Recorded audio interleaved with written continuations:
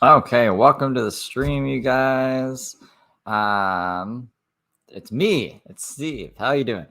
So today, this is normally I don't stream Heather on Tuesdays, but she's gonna have this baby any day. And when she has the baby, I don't want to be like an hour behind on like content that she's released. So she did an hour live stream yesterday. I was actually gonna do this yesterday, and then I fell asleep and I didn't stream at all. But I ended up getting a video out, so that's good. So yeah, we'll watch this live stream from her TikTok from yesterday. I have it here. It's all its glory. I was told it's crazy. So we'll watch it together. We'll see how it is. And yeah, we're on like RICO watch. Like I said, the baby could pop anytime. I think the due date is a little off, just based on how big she is and stuff. So if she makes it to the end of this week, the next week is the due date. So she's definitely going to pop next week.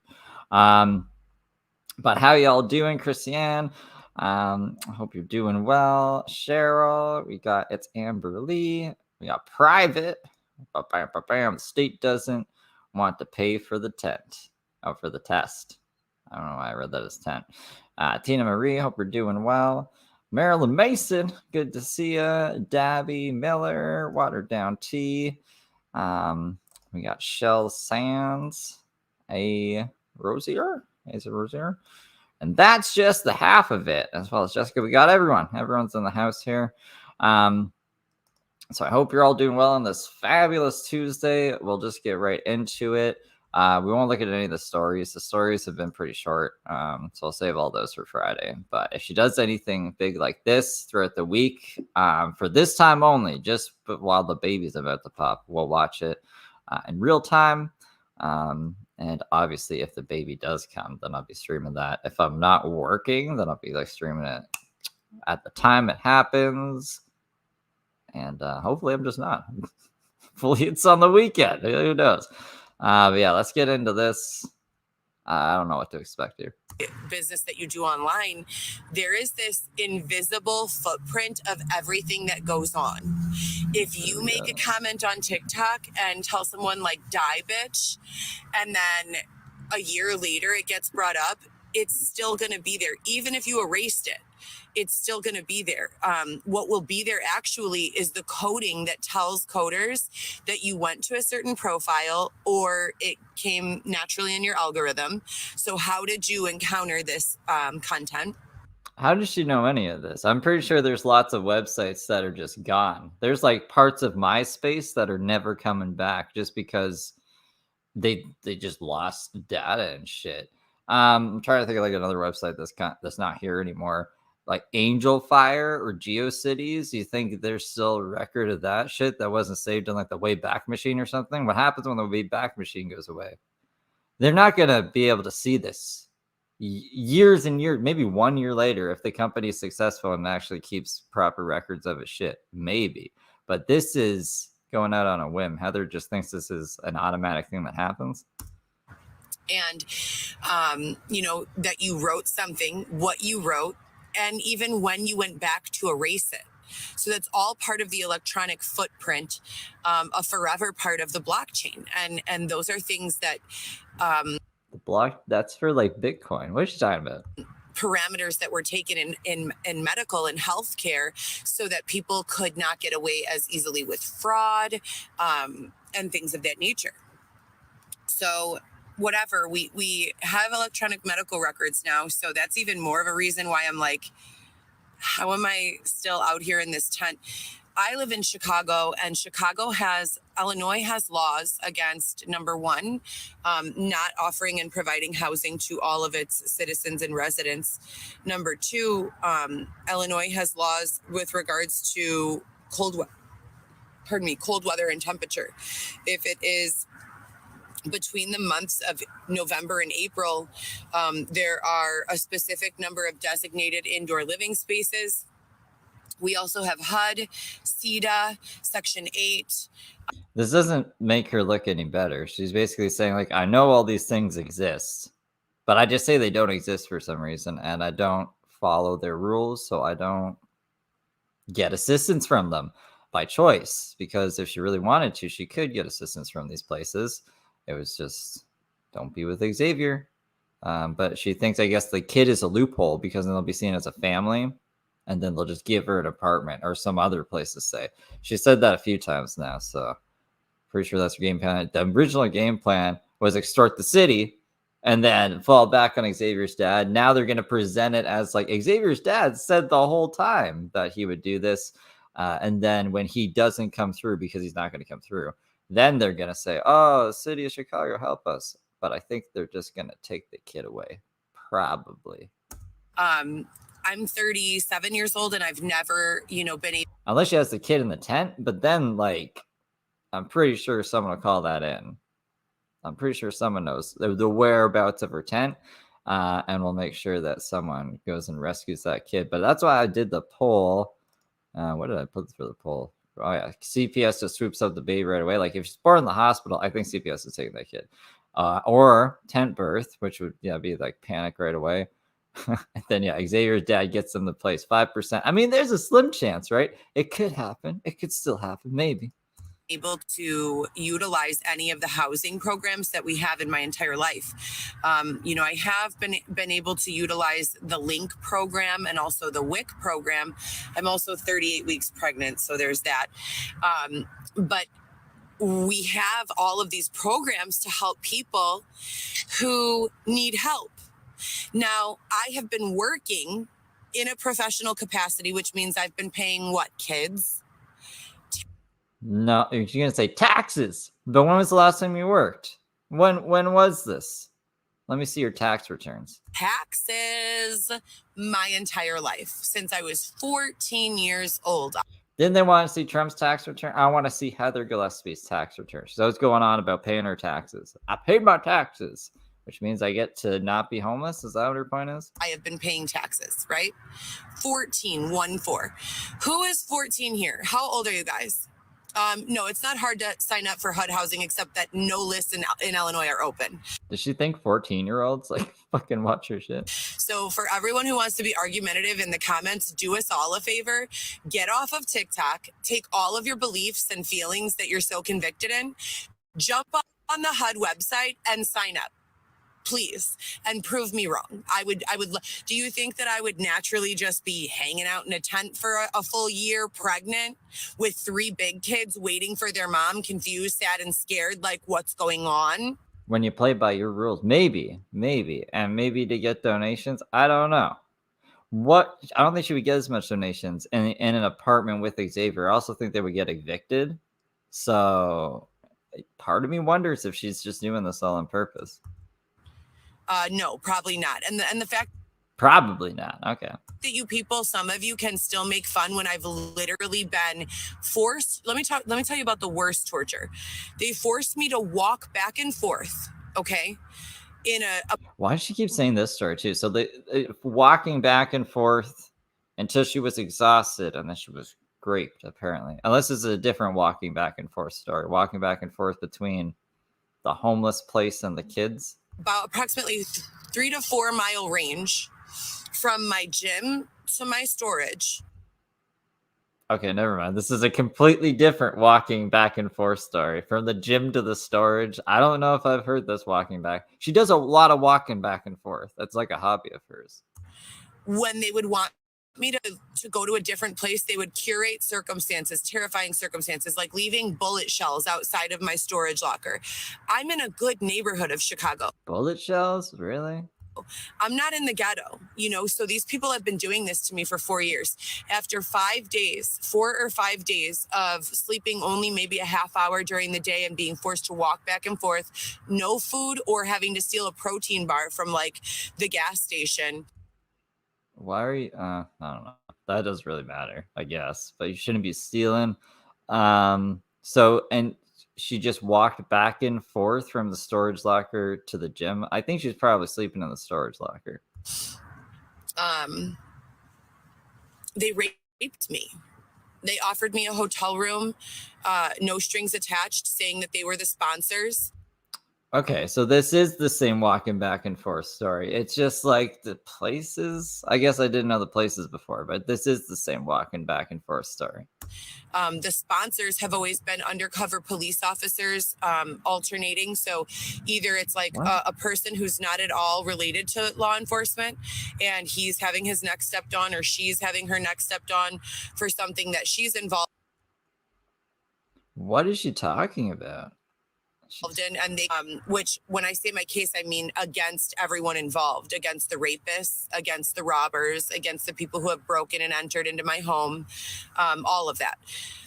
I don't have any criminal record, but all of the time and energy that's spent by like these losers there, because let's just be honest, what's a loser in your opinion? Define a loser. Is a loser someone who gets raped, robbed, beaten, abused, and almost murdered and left in the street to die? Or is that a victim? Right?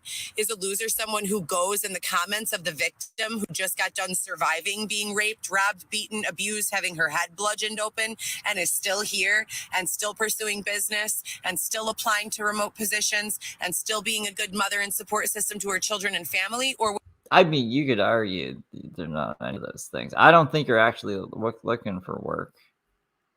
I don't think you've had 21 jobs. I don't think you're a good mother.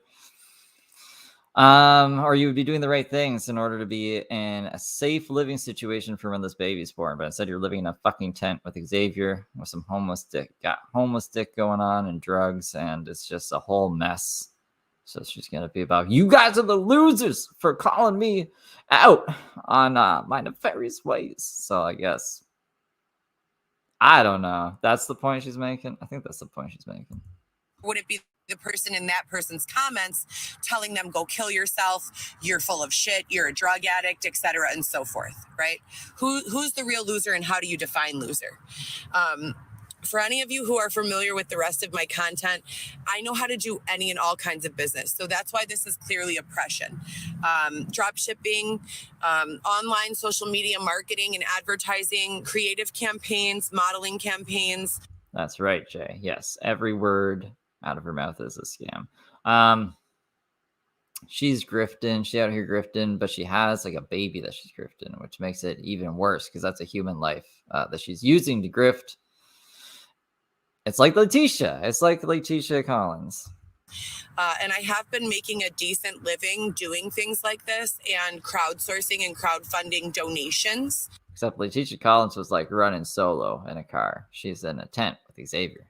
The thing about donations is that when someone gives you a donation out of the kindness of their heart, it's called a gift. And the thing about gifts is that they're not taxed. So even though I've been paying taxes since I was 14 years old in every professional capacity I've ever worked in, I don't pay taxes on the donations that I receive because they're gifts. So if you haven't worked and you're just living off of donations and you're not paying taxes on those donations, what are you talking about when you're saying you're paying taxes? I'm just curious, Heather, because I don't care if she has or she hasn't paid taxes, but if you're using it as a point, then it kind of matters a little bit. If you're gonna be like, I've paid taxes for all this time when you haven't, then it's kind of like, what the fuck are you talking about? I, over the last 4 years, while being raped, beaten, robbed, and abused, have only had the income of donations, sponsorship, and then 21 legally obtained jobs in hospitality, retail, cleaning, industrial cleaning, home health care. And all of those have been taxed. I was Dasher of the Month with DoorDash for a long time. Dasher of the month again with this. I don't know. Was she actually Dasher of the month? Door Dasher. It's like the reindeer. Santa's reindeer. It's Door Dasher, Heather Gillespie. Except like her nose is the red one because of all the drugs.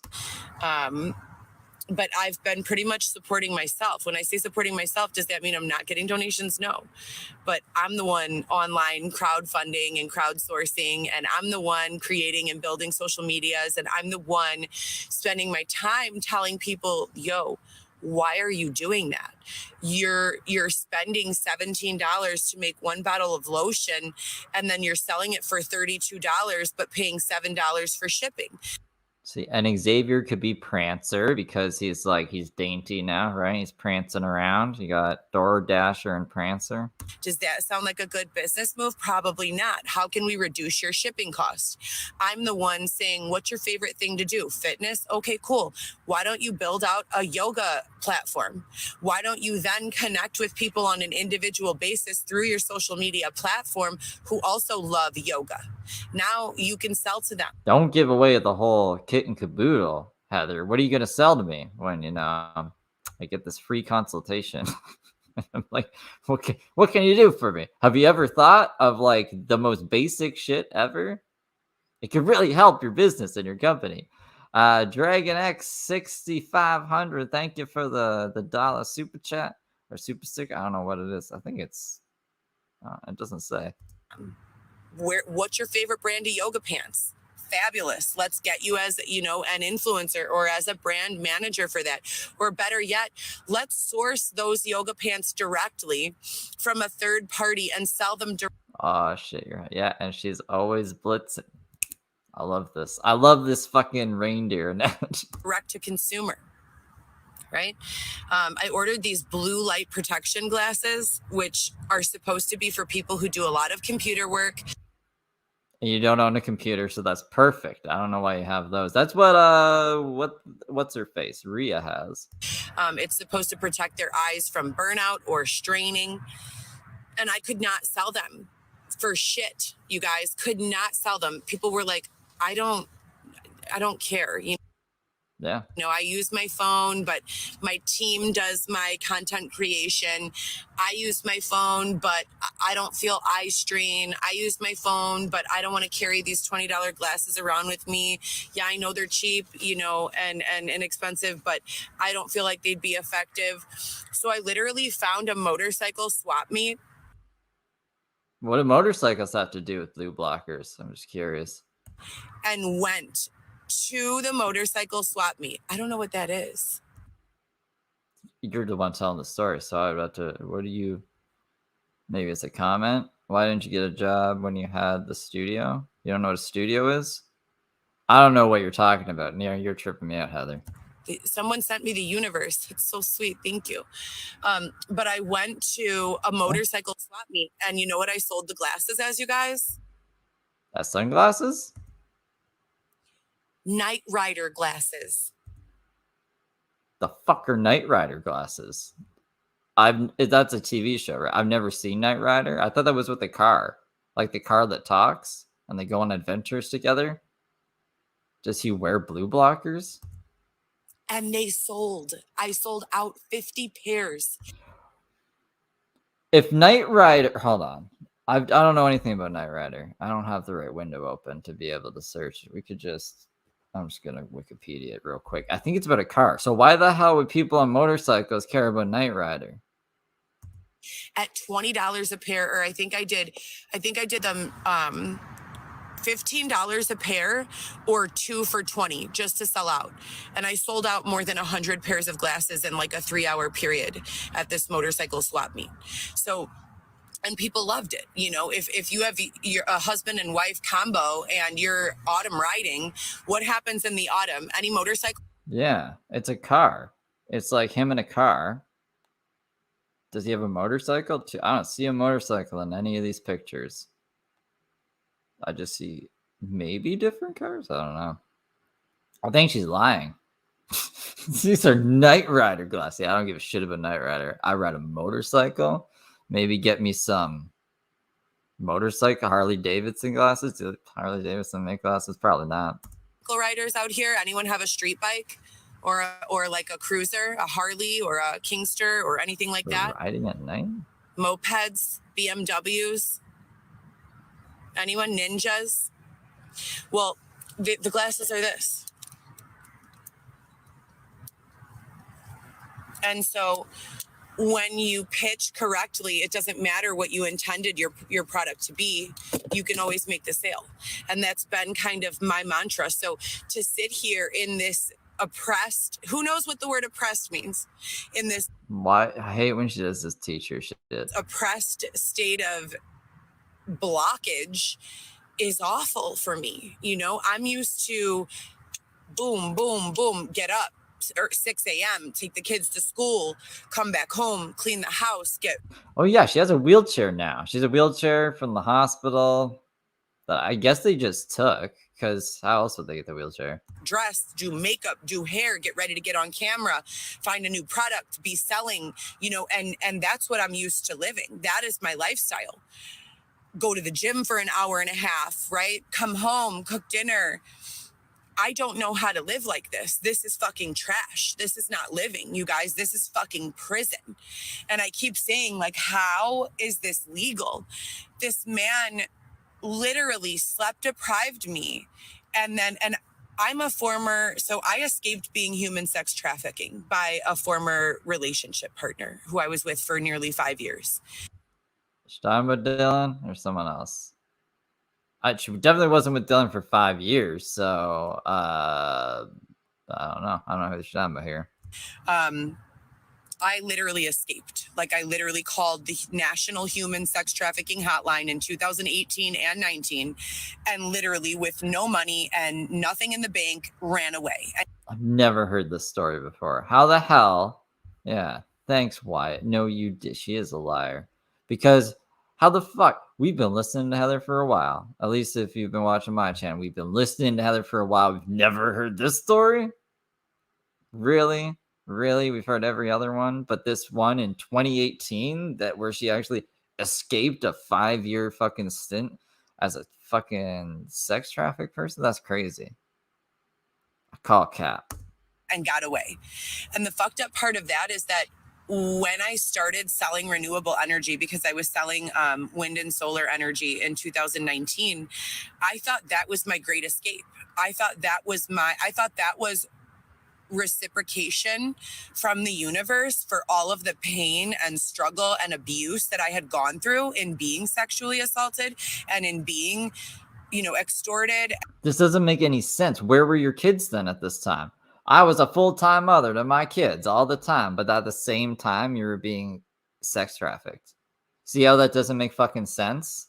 Or was the person doing this like one of your exes that your kids are now with? See how that doesn't make sense?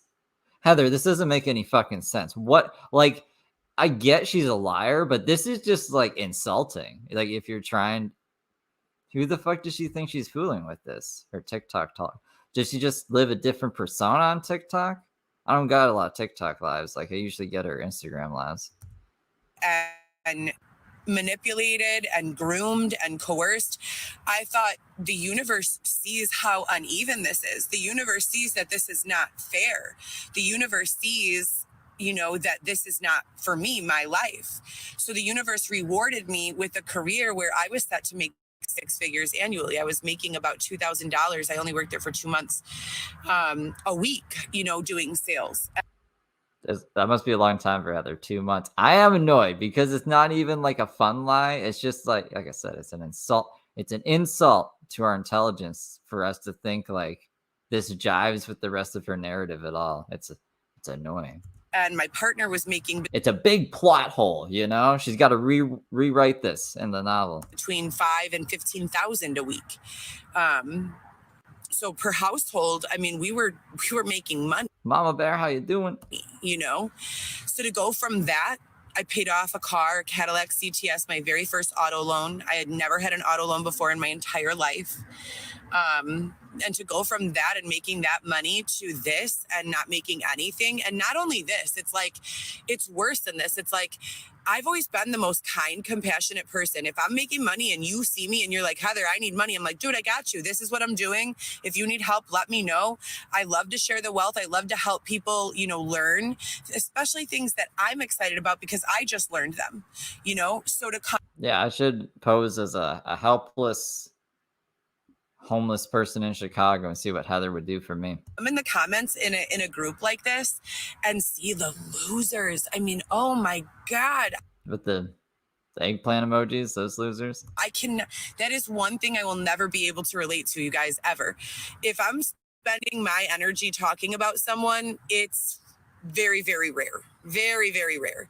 If I'm spending my energy following someone that I don't even like, who I know has been literally raped from behind after sleep deprived. This is like a really big thing this week is this grape from behind thing, which wasn't a big key thing in any of the other months or weeks. So I don't know why it's so big this week.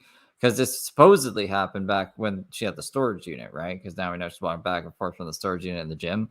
Why is it such a hot thing this week? For 4 days, who has been robbed, who has been unlawfully drugged and dosed with medications to put her unconscious so that strangers could break into her apartment and steal thousands of dollars of cash from her. I'm never going to be in that person's comments saying anything other than, you're still alive, dude. Thank God. I'm praying for you. You're in my dreams. You're in my prayers. If there's something that I can do, let me know.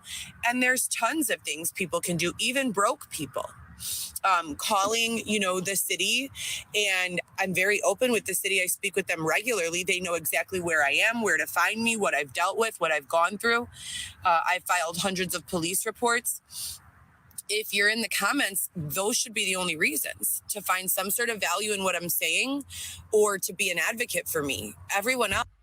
I could just try to understand what you're saying and what you're doing. I think I'm entitled to do that. You're putting it out on the public for everyone to see. And it's something. Else, like, you're a lame.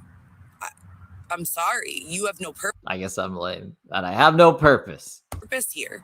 Are you making money making fun? Are you making light of a woman being raped and somehow you think that that's the way to go about life? Well, I'm making fun. Oh, am I fun?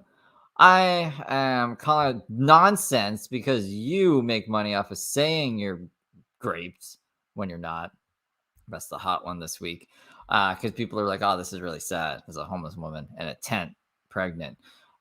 Because no one has ever tried to help her ever. So then you get donations and shit. So, I have time. I value my time as well. I can't be doing this all the time for free. So I don't know, Heather.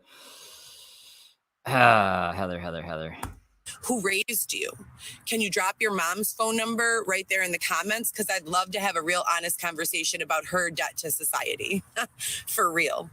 But anyways, so I ended up getting sexually assaulted by this man after they kept me outside for 4 or 5 days, forcing me to walk back and forth. And he told me he was getting me a hotel room. He was sponsored, that he had a job waiting for me at. That's all you got to do to gain Heather's trust, to say you're a sponsor. I'm a sponsor. And then she'd be like, oh, okay. Yeah, let's go to get a hotel together. O'Hare Airport in shipping and receiving. And that I could start immediately, that he was going to help me out with a hotel until, that time. We went to the hotel room. I fell asleep almost immediately and woke up to him engaging in sex with me from behind. I started crying and screaming and telling him to please leave me alone. Mind you, I had. Wait. Sorry. I'm sorry I had to pause this because she took money from a one-legged homeless man and used it to see the Barbie movie. Like the Barbie movie that just came out not that long ago. So this wasn't that long ago. Barbie movie. A one-legged what? What? Did the one-legged person know that he was doing that? Like giving the money for that? That's crazy. What the fuck? Had not slept in 4 days nearly, and was not eating well. I was being oppressed. I was being beaten. I was being assaulted. I was being abused in a number of ways. And I was being creative, coming up with all these lies. I couldn't fight him off. He was a basketball player, 6 foot something, big black guy. I could not fight him. I did not even have.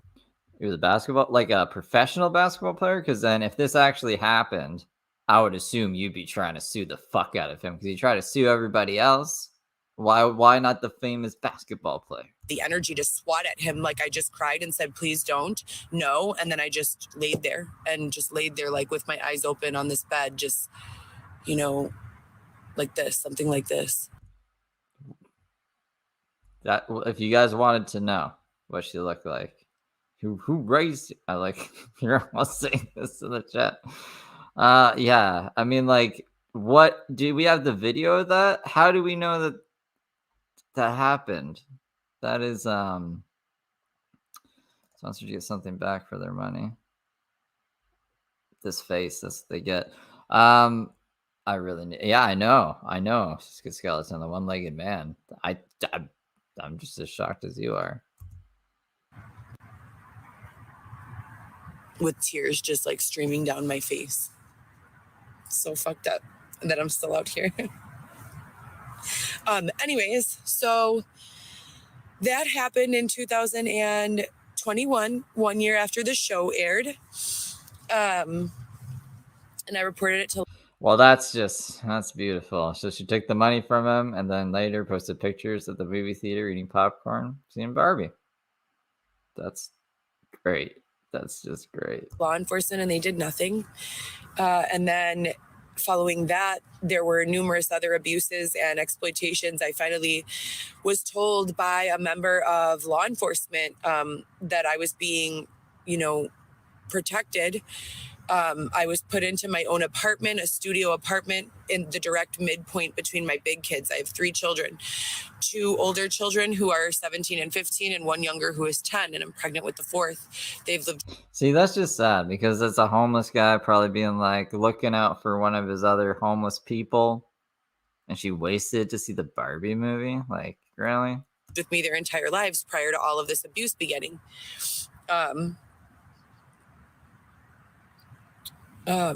But I chose the apartment because it was directly in the middle of my big kids and the baby, and I felt like I could walk. My car had been destroyed 2 months after I paid it, made the final payment. And I thought that I could just walk back and forth between my children if they needed anything or to take them to school or whatever. So I was so happy and thinking that all of this suffering was over. I was only permitted to stay in my apartment for 3 months before people dressed as police who were not police. Xavier calls them God of Magog. Wait, he calls it what? Gog of Magog? Is that a common what the fuck is Gog of Magog? Hold up. We gotta put that back just a little bit. 1622. I always mess this up. Okay, let's see what 1615. That should be good. 3 months before people dressed as police who were not police. Xavier calls them God of Magog. God of Magog. I don't know what the fuck that is. Which is like an evil police force. They're not real police. Their paychecks and livelihood are dependent on harming others. Is this the thing, guys? Is this like some QAnon shit? What the fuck is God of Magog? This is like Lob is Lob. They batter rammed with a huge metal batter ram my door down, broke into my apartment. I'm gonna have to get the battering ram song out. Began assaulting me physically. I've never been in a fist fight in my life. I don't know how to fight. If someone told me, Heather, we'll give you the keys to this mansion if you beat this person up, even if they were a small person, I don't know how to fight. I've never been in a fist fight. I don't run. I don't fight.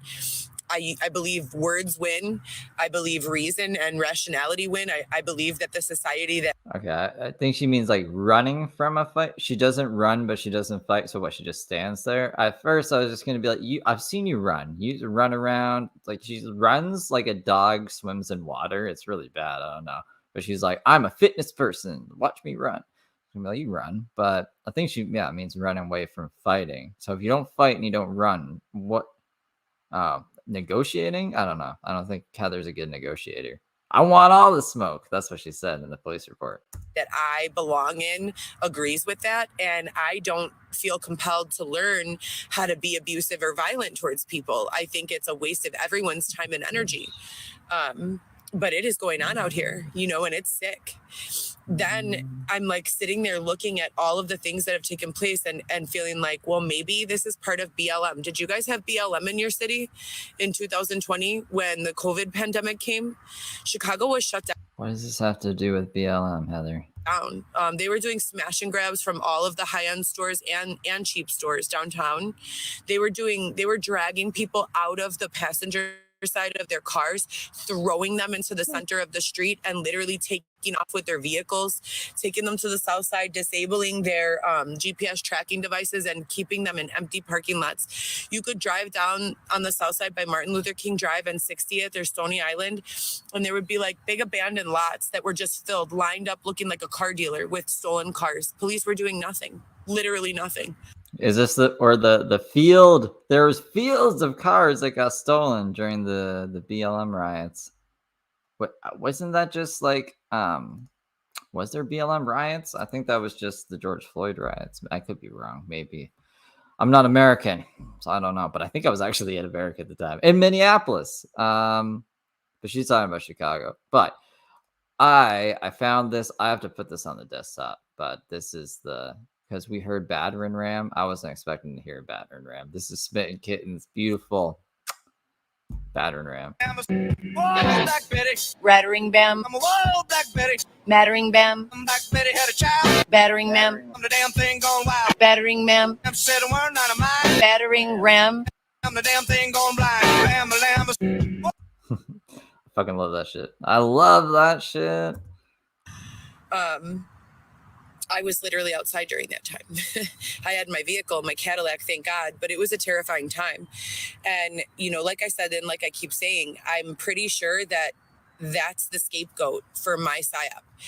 They're blaming BLM for all of the things they've put me through. And then when they happen, it's a psyop now. So the psyop is blaming BLM for all the stuff that Heather's been through.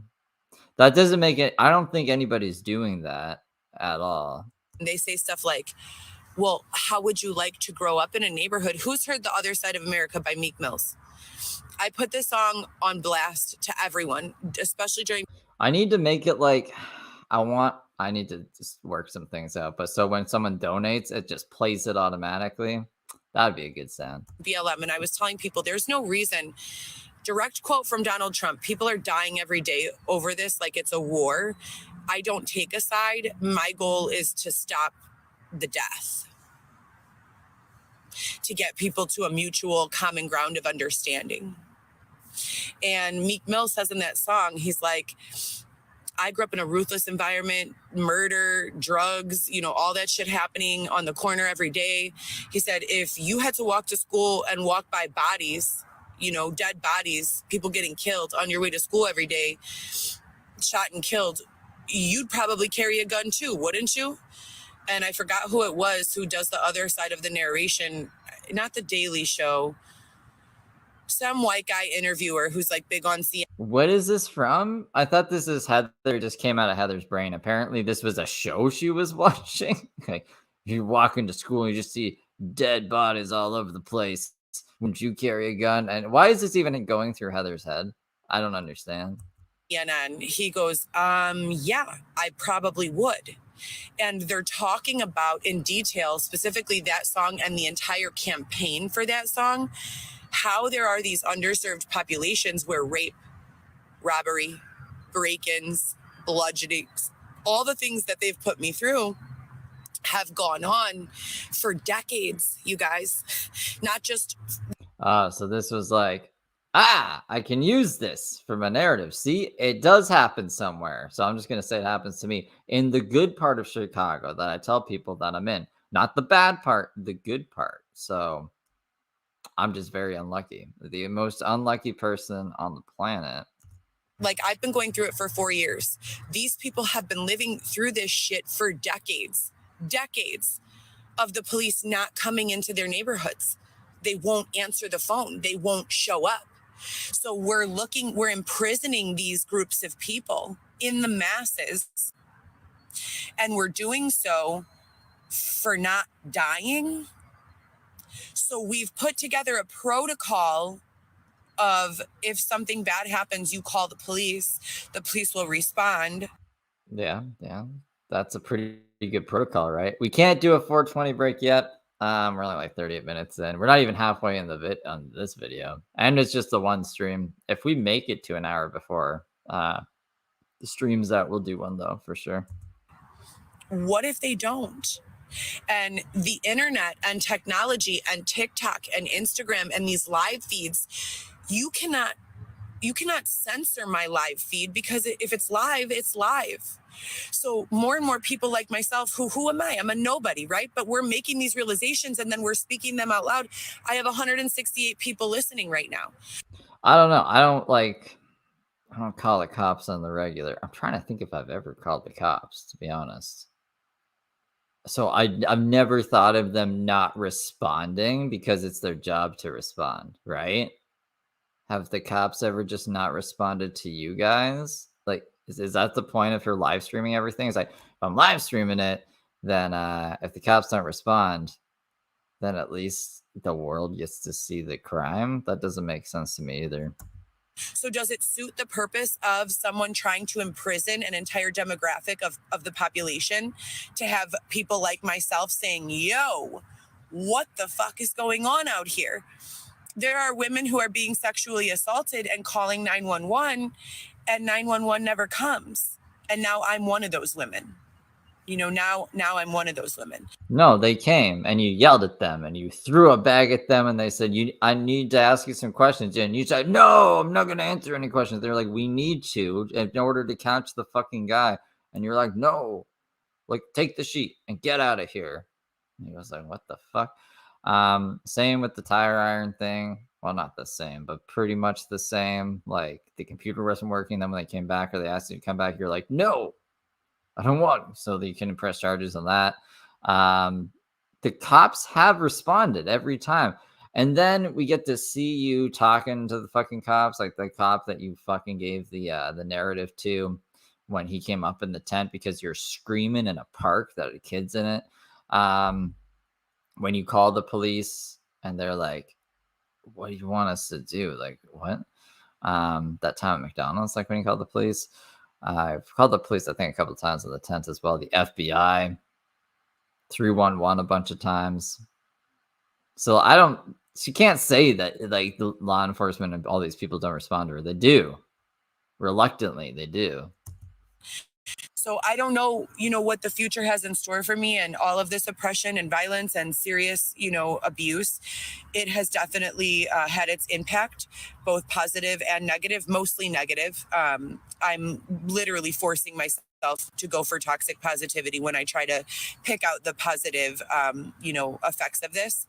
But it's been absolutely disgusting to witness, to encounter, or to experience. I would not wish it on my worst enemy. It's been worse than being murdered. And I've said this a million times. If they wanted to hurt me, all they needed to do was kill me and get me out of there. Like, if I was in their way, just kill me and get me out of your way. Well, just don't be in like bad people's ways. I thought she was gonna say, I would love to kill a pedophile. She was doing that for a while. And I would be dead. But instead they decided, nope, let's leave her alive and rape her and abuse her and not feed her sometimes and separate her from the only people that she truly cares and loves, her children. And how is it the assailant's job to feed you? Like, if all these things are happening to you, why would you expect the person doing this or the people doing this to feed you? Oh, I feed her sometimes. Like, her stories don't make sense. She's pregnant and she's got like pregnant brain and probably a little bit of drugs on the brain and just Heather brain. So all that combined, it's like extra loopy. Put her in a position to be exploited sexually after she just escaped being human sex trafficked. Let's confuse her.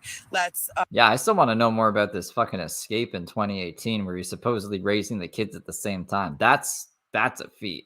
Scramble her are some of the words that they use in an effort to make me be quiet about the things that I just realized go on in this world. You're in Germany? Hey, you're where Tommy C is. Me and Tommy C are like best friends in the whole world. And it's so sad. It's disgusting. How the fuck do you treat people this way? Anyone, let alone demographics, entire neighborhoods. Oh my God. Thank you so much. This is my first time ever getting a gift on TikTok. I was going to say, is like Xavier playing Candy Crush or something? Someone gifted her? Who gifted her? Oh my God, stop. You've done this. Congrats, the rose is lit up. What is it? Who donated to her? Babe, I got a gift. Thank you. Oh my God. But this is really happening. If you This is what happens on TikTok. I don't use TikTok. I watch Penosaurus on TikTok and Shawty Chew, and that's it. Or what's his face? The guy that we used to watch. We don't anymore. Darker fuck. So I didn't know any of this shit happened. This is like Bigo. This is annoying. you guys are from Chicago or any big city, think of like the center of the city, Los Angeles, New York, Miami, Chicago. I'm from, and I grew up from, about 10 miles outside of the metropolis, the center metropolis. The area I grew up in, we don't see things like this. Okay. Let me tell you this. I think I saw one homeless person in my entire youth walking around the I am they. How you doing? How you doing? uptown Elmhurst area, a little bit drunk. Never saw him again after that day.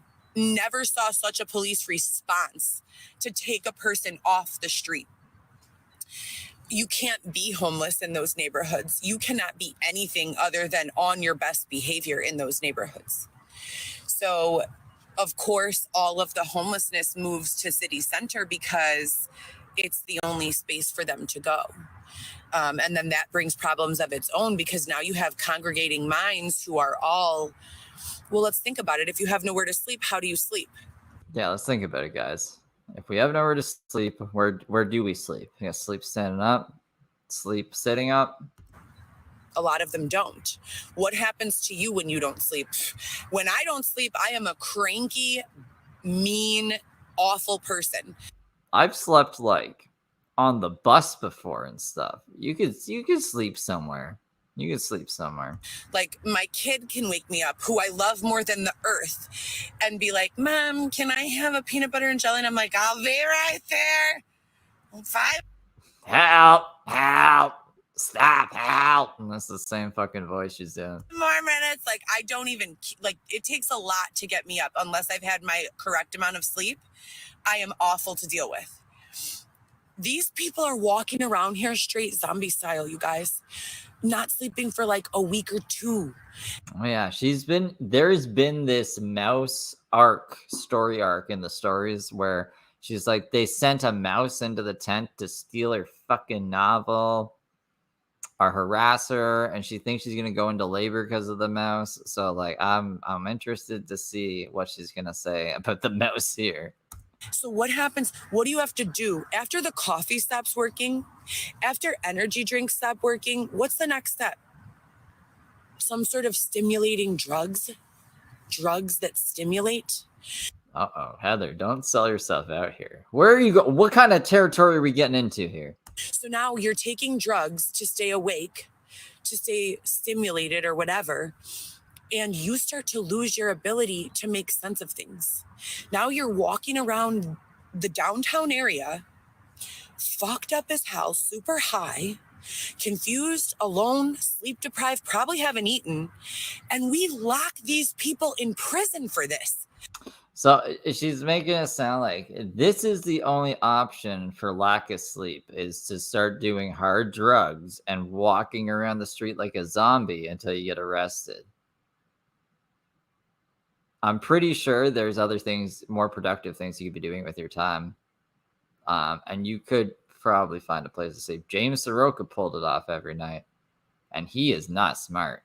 You live better than James Soroka. You got that. But like, I this thing doesn't make any sense. We don't offer them an apartment. We don't offer them a bed. We don't offer them a shower and a meal and, none of that.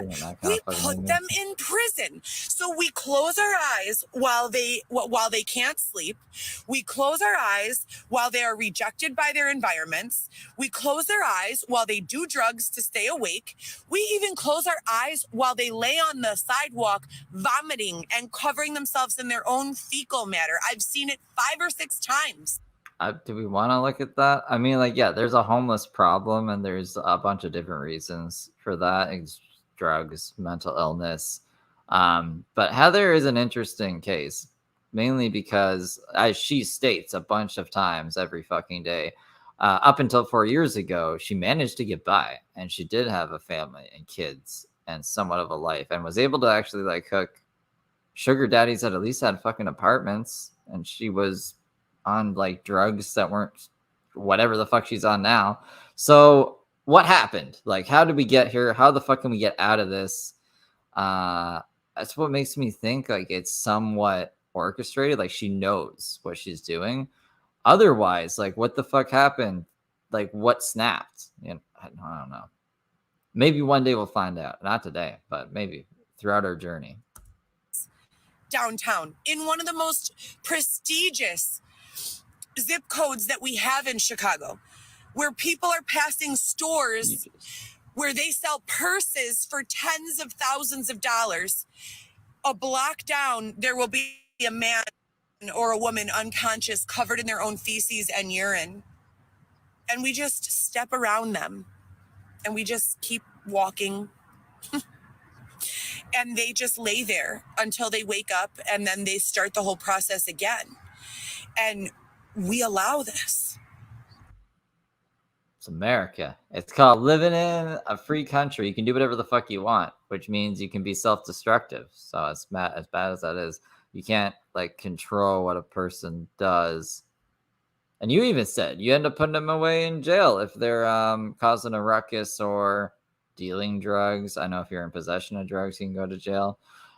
So like this is kind of counteractive to what you were saying before. We either ignore them or we throw them in jail. What is it, Heather?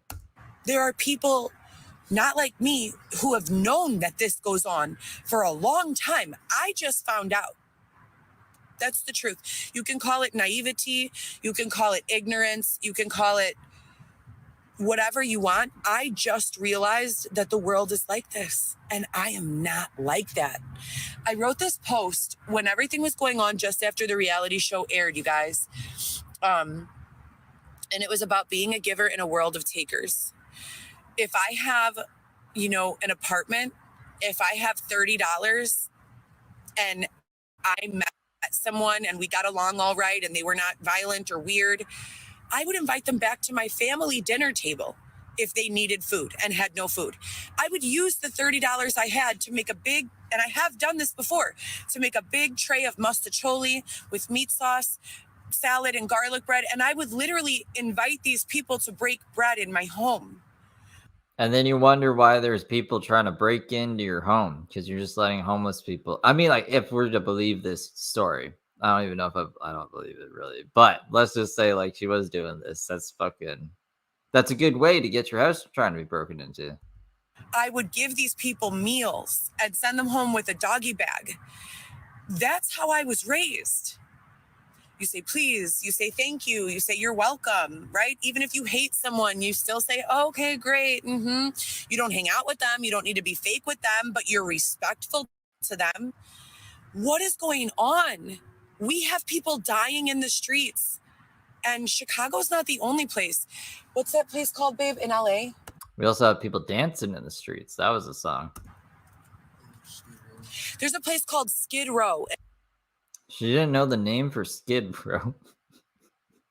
This is another James similarity. James forgets the place that he's fucking at all the time. He's like, where am I again? In LA. Xavier had a girlfriend called Carter. Is that the girl that I met when we were on the walk? You never dated that girl? Carter, if you're out there in the audience, Xavier cares for you. Obviously, he's about to have a baby and whatever. Why are you doing a shout out to Carter, Xavier's ex? We're about to have a kid. What is this? What is it? Who lives in Skid Row? Why is Xavier dating a bunch of homeless women across America? We got one in California in Skid Row. We got Heather Gillespie in fucking the yacht parking lot. I think was in Lincoln Park before. Well, I'm kind of sus of Xavier now. He's really concerned about everything that's gone on. To catch you guys up, back in the days, Xavier had a girlfriend who moved to LA to pursue the dream of Hollywood and to be a famous actress.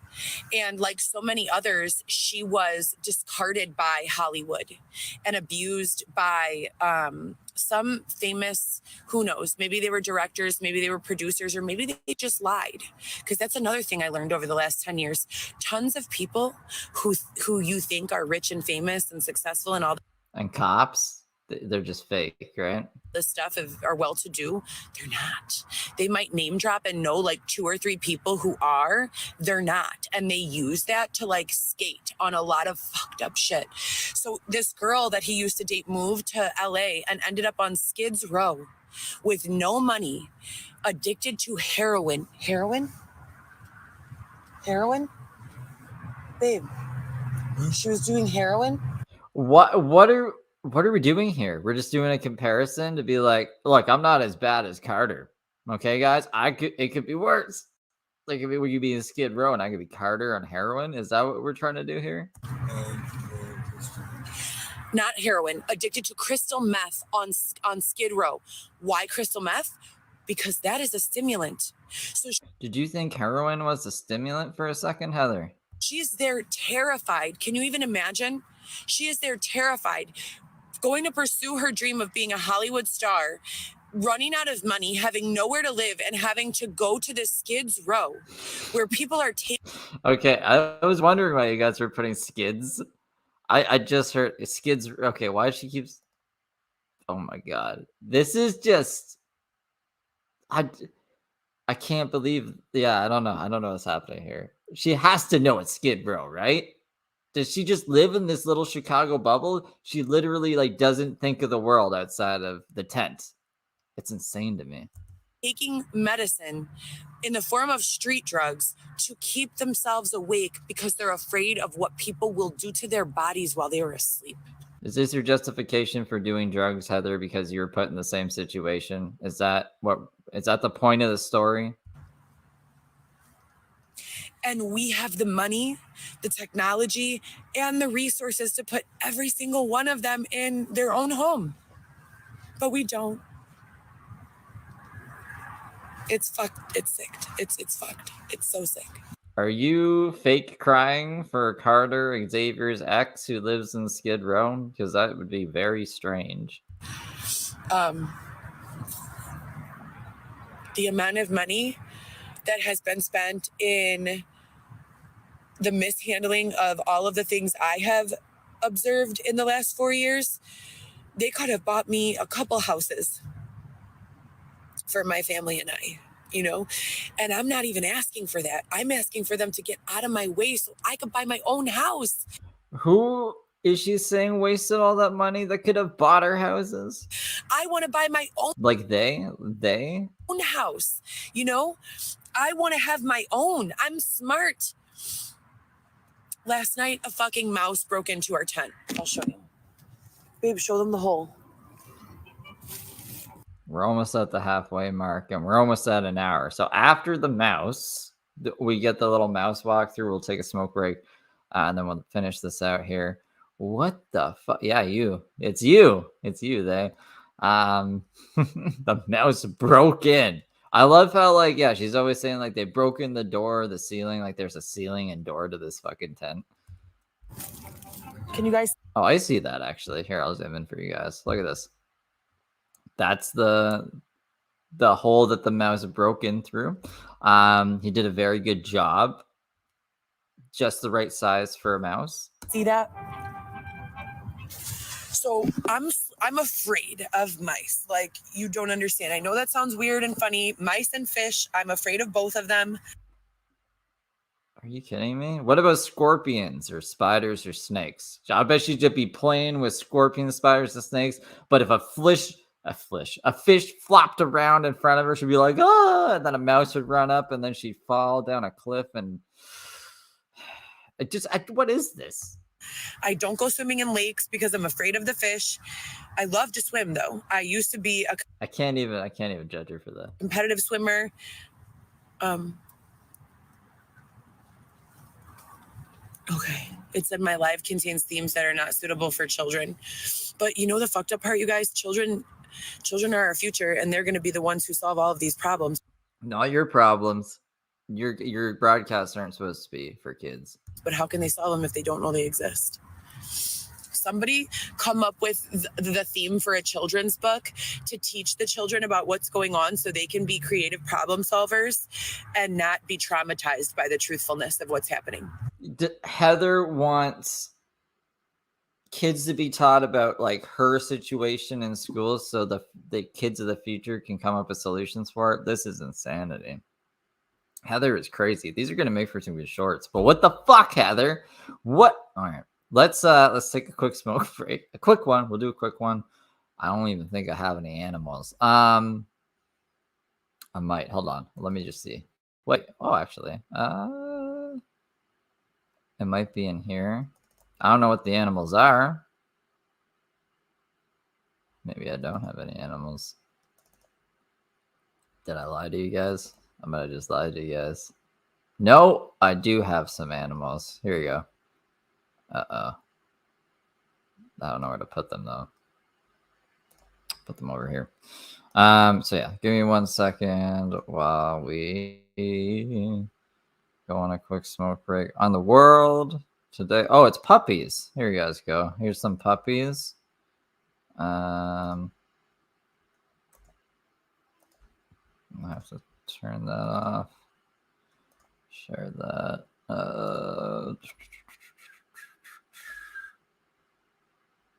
I will be back in a flash. There should just be one button for all these things. I swear to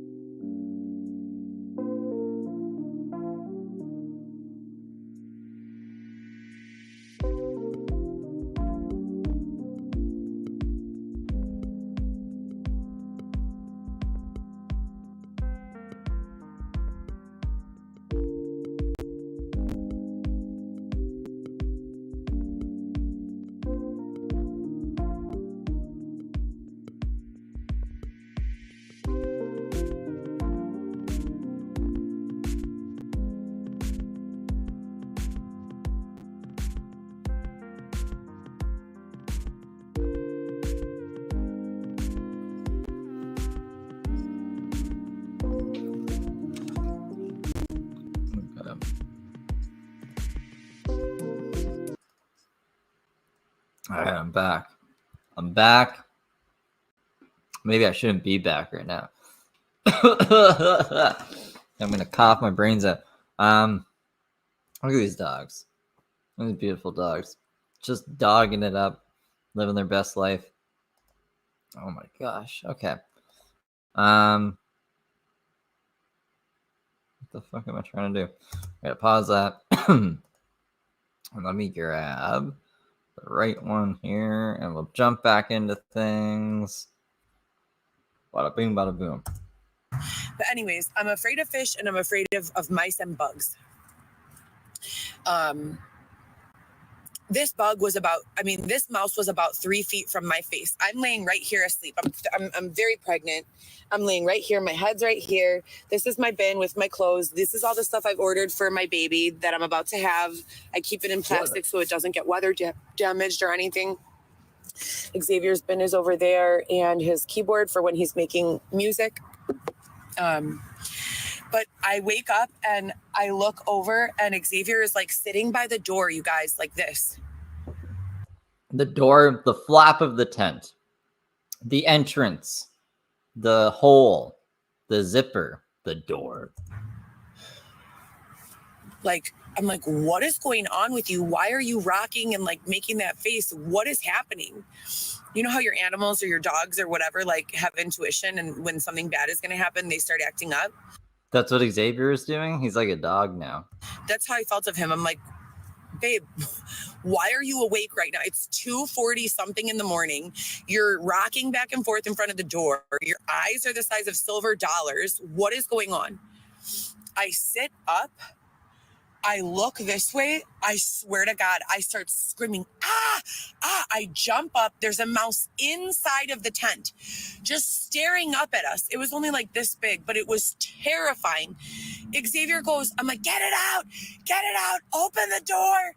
Oh, we don't have a lot of room in here. So help. He's opening the door. I'm limited in mobility as it is right now. Lights turning off. All the lights, this is our only light source that we have right now.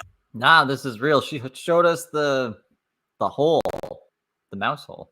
Also, these stick LED lights. Every single movement, see if it'll turn off right now. No. It's not.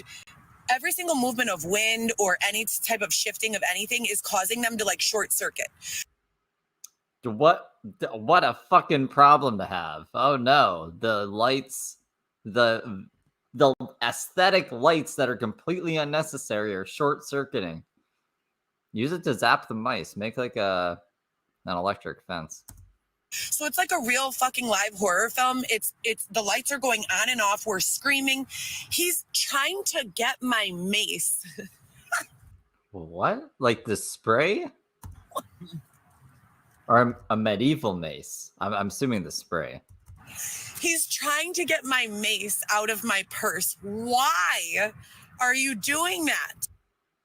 Still can defend itself. That or I was gonna step Dude, okay. I'm like, get it out. He's looking for mace in my bag. What is your plan here? We are in a tent. So wait, Xavier was getting the mace? Hold on. Xavier was getting the mace for the mouse that he was going to use inside the tent. Oh my goodness. It's a mouse. It's a mouse. Just pick it up and put it outside. And seal up instead of buying makeup or whatever the fuck you buy, or tinfoil, buy like some duct tape and seal up that hole. That'd be the first thing. That'd be the only thing on my mind if I lived in a tent was I need to tape this up. You have so much junk in that tent, nothing to tape up the hole. Nothing. Duct tape is a miracle worker too. They're crazy. There's no ventilation because we're in Chicago. It's freezing. So we literally have this tarp that you guys can see here. That's like the dirty tarp, but it's really, really thick. And then this other tarp that you could see here, that's a second tarp. And then there's a third tarp, that little Coleman sign that you see. So there's 3 tarps. So there's not a lot of ventilation. Can you even fucking believe that he was going to spray mace in here at this little mouse? Like, unbelievable. Yeah, that's your boyfriend. That is the father of your soon-to-be child. that should say everything you need to know. So I jump out the door. It's 20 degrees. I have no shoes on, no socks. You guys can see this little sweater. It's just like a decorative piece. It's literally see-through. It's like crocheted. It's like not a sweater. It's literally just like a decorative piece. It's like not a functional item of clothing. It's like, why even have it? Like the 3 tarps that don't do fucking anything. Why even have them? Buy duct tape instead. Why even have this article of clothing if it doesn't do anything for you and it's in the middle of winter in Chicago and you're homeless? I don't know. We're Heather Gillespie out here. We out here. So I'm wearing literally a cami, some thin ass compression socks because I've been getting leg blood clots, and I don't think she'd be getting blood clots. Nothing else. My feet are freezing. I'm standing outside of the tent at 2-something in the morning, screaming about this mouse. Xavier had to move literally all of this. Look. If they still are at the yacht club, can you imagine the rich kids out on the yachts? Well, I guess it wouldn't be. It's the winter time. Maybe that's why they're not getting bothered. That'd make a lot of sense, actually. They're probably, no one's there. Literally, one by one, he had to take all of our stuff out of the tent. The speakers, the production equipment, our clothing, everything. So we're sitting outside at 3 a.m. with a stack this tall from the floor of all of our stuff. I'm like this, freezing. Okay, I'm borderline anemic. That's why I have this blood clot issues. They can't seem to get it right. Either I'm taking too much iron and my blood gets too thick, or I'm not taking enough iron and I'm freezing and have terrible blood clot times. Like I will literally bleed out. So I don't even know. Maybe she's on some uppers right now, and that's why she was like, "This is why the homeless people do uppers, so they stay up and they're not." Blah, blah, blah, blah. And she's kind of on. She's speedy today. That's what I'm trying to say. I'm bad with my words today, guys. I'm sorry. I'm sitting there freezing cold. No circulation is going to my feet, and I'm just like crying. Like, why is this my life? You know, why is this my life? And I don't know how. Like to solve it. And that's the most frustrating part. No, I mean, like people yell how to solve it and you yell back at them and say, no, this isn't the way. The people with the resources to help you say, this is what you got to do. And you say, no, not without my Xavier. And then it's exhausting. So I don't know what's going to happen after this kid's born. We're going to have like a whole new chapter. You know those books that was like choose your own story and you can go any way. There's like 3 different ways. This could go 3 different. Actually, I should stop the poll. I forgot I was running that. I'll keep this playing though. I know how to do drop shipping. What else do I know how to do? Direct to consumer sales. What else? I have a bachelor's in medical office management with a focus on healthcare ethics and law. So what does that mean? Things like if your doctor tries to terminate you as a patient, meaning they say, no, I refuse to see you. I would be the person who would literally be able to tell you, okay, well, did they do this, and this? If not, they're not acting within legal limits and they will be fined or, up to losing their license for terminating a patient, especially a patient with a chronic condition or illness. Chronic conditions include pregnancy. So I know all of this, and that's my background. Like I said, I work. Background's the medical Karen. I'm just helping people Karen it up. She hasn't been able to Karen her way out of this tent, though. In the implementation of electronic medical records with Northwestern, as well as Alexian Brothers Hospital, back in like 2008 is when I started, 2007. You might recall Medicare began mandating that every single doctor's office that was going to receive any sort of reimbursement of any kind needed to implement electronic medical records. What does that mean? That means What does that mean? That's how they're doing her thing. I'll never be able to retire. I used to think that about James. James just disappeared, though. Maybe Heather will just disappear one day and pop back up. I don't know, though. Heather is like a long hauler. She just goes and goes and goes and goes. Has she ever taken a break? Has she ever just been like dark on social media? I'd love to know. If you are an old person, a disabled person, or someone who gets state-funded insurance plans, Doctors are dragging their feet to even see you anymore because if their practice has not completely made the turnover to electronic records, they don't get paid for you. So we're dealing with a lot of social justice issues and inequities here when we talk about that, because it's not the patient's. No, I don't mean unalive. I mean disappear. Like if that happened, she wouldn't be here right now. I just mean like, had she ever taken a break? Has she ever like gone away for a couple months? Because James would go away for months at a time, come back, and then be going hard for months like this. Even a little worse than Heather. I was telling somebody this. I was like, Heather is kind of like the perfect person because she doesn't do too much content a week. She doesn't try to beef with me, which is perfect because like the Gal sisters were fucking annoying. But yeah, James will just go. James will go for like 12 hours in a day straight, 12 hours straight. And I'll take up all the memory on my devices, and it's a bitch to upload, and it's just annoying as hell. And you can't watch 12 hours in one day. Like you need a life. So there's still stuff by James that I'll never see probably. Maybe one day, but I don't know. Anyways, I was just curious if Heather ever went away for a bit. Fault that they made all of this, all of this nonsense laws, but the doctors are not getting paid. Okay. So if you can't go in there with private insurance or be a self-pay patient, naturally you're not going to get the same level of care. And I, as you guys all know, am super naive and oblivious to social justice inequities. And I'm like trying to, as a young woman, balance all of this that's happening in this very quickly changing technological environment and understand what's going on and be an advocate for my patients as well as my doctors. Because management is always the one that like brings you in and says, oh, do more of this and less of this, but they don't know shit about your job. Your doctor's the only one who knows what your performance expectations are because you work for your doctor. Unfortunately, the middleman being Northwestern and their management, that's what makes it so easy to I need Kenny here. Kenny would be like, she's bullshitting here, and here because Kenny works on the same kind of field. I love how she's just kind of presenting it like it was me versus the management for the patients. It was for the patients, fuck management. They don't know what the fuck they're talking about. I'm sure it was just like that for the 2 months you worked here. How long did you work here? Can't remember how long she said. Not very long. Value and underpay employees. One time she said 5 years, but I think another time she said maybe 8 months. I don't know. The doctor. Pause.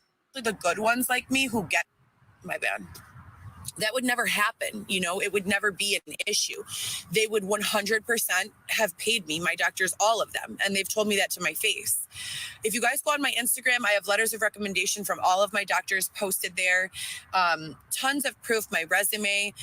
So besides that, I've built numerous social media accounts, Instagrams, Twitters, LinkedIn accounts, and I have advised businesses in doing the same. I got my personal training through NCCPT and NASM as well as ISSA. What else? Marketing. There you go. I don't know what those degrees were, but those were some degrees she said she got. I think I've seen someone. Where did she obtain these alleged degrees? Dusty University. My goodness. Fuck. She's wacky in this one. I don't know what I was to expect. I took a 3-month course at Shaw Marketing University, which was a free marketing university. If you guys know Gary V. Oh, I know Gary V. Gary Vaynerchuk. A lot of people say that I sound like him when I'm talking. He talks fast. He has a high cadence. He's very animated. I've never heard anyone say, yo, Heather, you remember Heather Gillespie? Yeah, she reminds me of Gary V, the successful entrepreneur. That's not a mistake. I literally taught myself through sitting down and consuming every single piece of content that this man made when I was in my marketing, era and taking those courses. And that's kind of been the way I've taught myself to do everything. From parenting to running business to working for someone else's business, is finding someone who has been successful in doing it and learning directly through them. That makes sitting in this tent every day even more difficult. When it comes to Shopify and an online business. Okay, we're going to get in Shopify now. That was a crazy segue. My laptop has been stolen from me, I would say 6 or 7 times at least since all of this began. I paid an e-commerce site to build me out a pet. Hear me out on this. So we're over here. This is the pet food thing. I think the pet food store, which I don't know why Heather thought this would be successful. In this tent, it's a bunch of people walking around bougie as fuck with their dogs. So you see that people own dogs. Yep. Oh, here I'm taking a walk with my dog. I love animals. I'm not making fun. But these people are walking around with $400 shoes on their fucking dog's feet, and I'm living in a tent. And their dogs have like a jacket for each day of the week with like a collar, popping it and a hood. These dogs have swag now. Like literally, these dogs are coming out, getting dressed, and walking around the neighborhood. So I get this. So is she gonna sell swag for dogs? That's kind of unique, I guess. I mean, there's already dog swag. So what's your edge here? Like what? I've never seen her design any. I guess let's see her full thought out. I thought it was just dog food before. I think it was Amir, AMER, sends me this notification. Oh, purchase this drop shipping store. Good night, Your Highness. I hope you have a good one. I ignore it. I go on Insta the next day. It's there again in my newsfeed. Oh my God. Maybe this is a sign from God. It's only $20. My phone won't let me populate Shopify. It's a sign from God. I need to sell dog food. Or, oh yeah. I mean, she didn't say if it was food or swag yet, right? It's not my phone and it's not Shopify. It's these fucking creeps who are oppressing me, who keep on knocking me out of my apartment, who keep on curating these sexual assaults and all of these other victimizations. They do not want me to make money for whatever reason. I don't get it. So they're not allowing me to run Shopify. So I'm like, okay, maybe if I pay this guy the dub, that's worth it for the store. And they. What the fuck is she talking about? So who is she saying she allegedly paid for the Shopify store? Not Shopify, but just some guy who was texting her? Give you like 10 niches to choose from, like pet supplies, baby supplies, fashion, beauty. Okay, so pet supplies, which I guess food. I think it's toys, whatever. So I'm in this situation experiencing that these dog owners are like going hard for their dogs. Their dogs are coming outside in $1,000 worth of threads, like from head to toe. If they can afford that, then that's what I should be selling, right? So I choose pet supplies, novelty pet items. They say give us 24 hours to build out the store. I pay the 24 hours pass, they send me an email. It's credentials. They're saying it's Shopify credentials. They're not. I already have Shopify downloaded. I go straight to Shopify. I try. Oh, no, Heather. Is this one of these things where she doesn't want to do it the way it's telling her to do it? Like there's one time she was like, they're locking me out of the Google Drive account. I can't access the photos. And it was like, to get in here, you have to allow access to all photos. And she was like, I say no, and then it doesn't let me in. It's like, you have to say yes to get in or else you don't get in. Like you can't put stuff in it. Like you don't have to put them all on there, but you need to have access to them to put them on. And she doesn't understand it. And I'm not there to tell her this. And Xavier's not, I think Xavier did actually tell her. He's like, you got to press that. She's like, no. So this sounds like she was sent a link. She's like, I don't need to click the link. I already have Shopify downloaded. So it should be in the app itself. And if it is that, that's just annoying. Like Heather is one of the most annoying. She'd be one of those people who would call in and be like, I don't know how to do it. I'd be like, just press that button. She'd be like, no, for some crazy reason. Like there's internet stalkers out there. Press the link. It's not from Shopify. It is. Press the link. And I don't trust it. Just press the link. Rocky Ramirez, thank you for the $20. Sounds like Gary Vee. But all right. And her Mexican inner city voice or Jill inside mouth voice. That's a good question. Yeah, I forget that she does her angry Latina voice sometimes. Try to log in, no luck. I email them immediately. It's a bunch of bullshit. I still to this day am getting that notification in my Insta newsfeed for e-commerce to pay another 20. I'm like, you guys have not even delivered on the first fucking site. You know, what the fuck? And then from there, Did you press the link? it's easy. Once you have your Shopify store built up, you use your following or you run ghost ads. You don't even need to have a following of your own anymore. If you're going to go through Facebook, Meta, Instagram, Twitter, whatever, you set a daily budget for yourself and you create an ad and they circulate the ad. You literally choose how many people you want to reach. I want to reach 10,000 people over 3 days. Okay, that'll cost you X amount of dollars. Great. Here's my ad. Here's the payment. Boom. It's super simple. It's not. It's kind of like how TikTok works now. Ah, bingo. Very nice. Bingo, bingo. I just, Heather's driving me a little nuts. And the bingo thing distracted. Not at all difficult, right? Direct to consumer sales is 1,000 times more difficult than running ads on an automated system or social, in my opinion. If you're an introvert and you don't know how to talk to people, direct to consumer sales might be difficult. But it's just, there's no competition. You put a budget on it and boom, that. So she's talking about advertising. So like, yeah, and that's what I was gonna say. TikTok kind of works like that. It'll say if you want to reach this many people, like get this many views, you gotta pay us like a couple dollars. I'm not doing that. So TikTok can get out of here.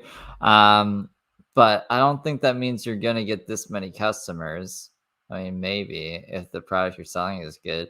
It's why would the person, like, why would the middleman need Heather to come in and say, I want you to sell these things if they already have access to them and they could just do it? You know what I mean? There must be something more to it that Heather's just not thought of, or I don't know. It doesn't make sense to me. Oh, it's loading. Put a budget on it and boom, that budget on it and boom, that's it. They take your prayer to men in their 50s. Right? They're not doing it. They are taking away all of the footwork for you. They are identifying your target audience. And then that's where they're putting your ads. Is this a rant about Shopify or an ad for it? Like, I can't tell if she likes it or she hates it. It's hard to tell because she's like, it's amazing. And then she's like, but they fucked me over. So you're getting set up from the beginning to succeed. And a lot of people do succeed in this capacity. Unfortunately, we also have a lot of shenanigans going on in this capacity. And I think that's why they're fucking with me, you guys. I don't know. I can't prove it. But I think that that's what's going on. I think that there are just a lot of shenanigans with regards to fraud. I think we're talking about Halloween's skeleton. And people, you know, buying a whole bunch of stuff that they are not using their own credit cards for or whatever. And that is why they are not allowing me to do any direct-to-consumer sales or online sales.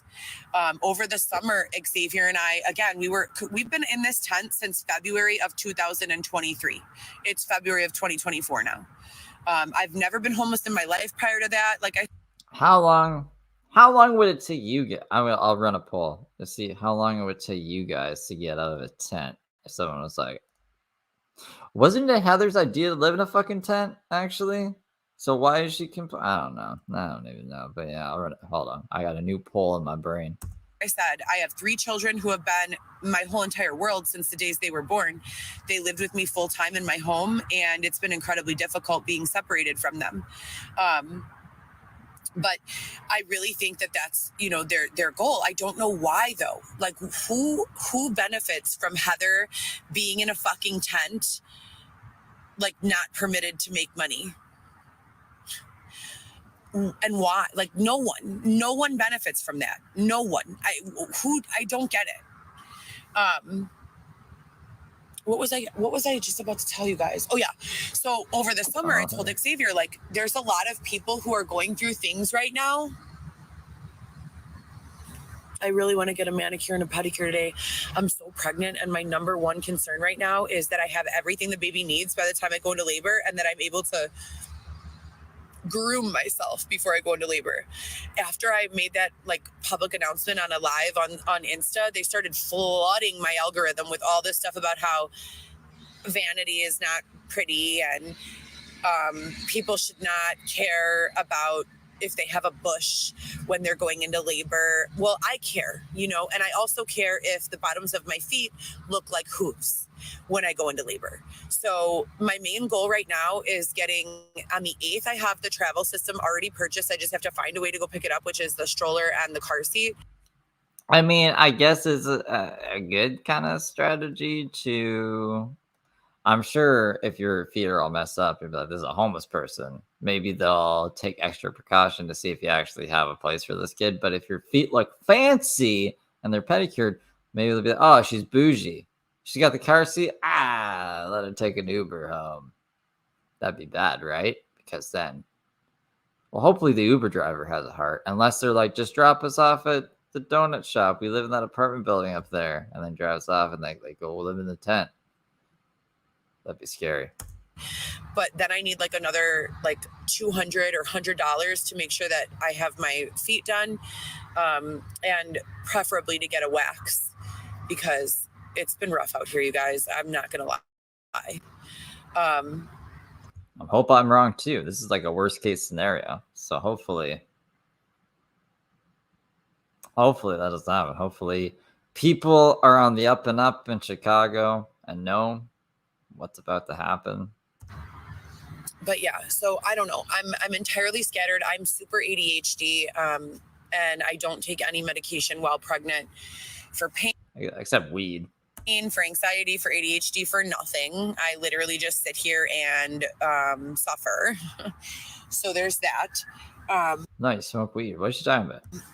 But I know that I have what it takes to earn income and to help others earn income. Also, during the BLM, I was literally going around driving DoorDash and using DoorDash as a marketing channel. That's awesome. Why are you going back to BLM? Oh, like what is your fixation with that? No lie. So as I would drop off food to people, I would introduce myself to them. I would give them a business card, direct them and funnel them into my social medias and other accounts. I met people who worked in lawn service. I met people who worked in sales. I met people who worked in beauty services, i.e. lashes, nails, etc. and so forth. That was BLM like your icebreaker? You're like, hey, I'm Heather Gillespie, your DoorDasher. Have you heard about that BLM stuff? You should follow me on social media. Like, why is this?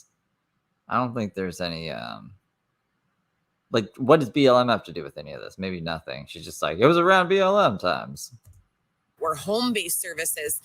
I put those people on, like literally gave them a play-by-play of how to cash out at least $10,000 their very first month if they have the clientele to do so. And I'm not talking about, fly-by-night operations. I'm talking about how to get a free POS system, how to build a website. I even built the websites for them for free sometimes, how to run reservations through the internet and through your phone, how to optimize your own business performance. I'm not going to lie. If my DoorDasher was Heather Gillespie and she just started telling me all this shit, I would think it's pretty fun. I'd probably smoke some weed with her. But this is back in the day when she had a car and a job.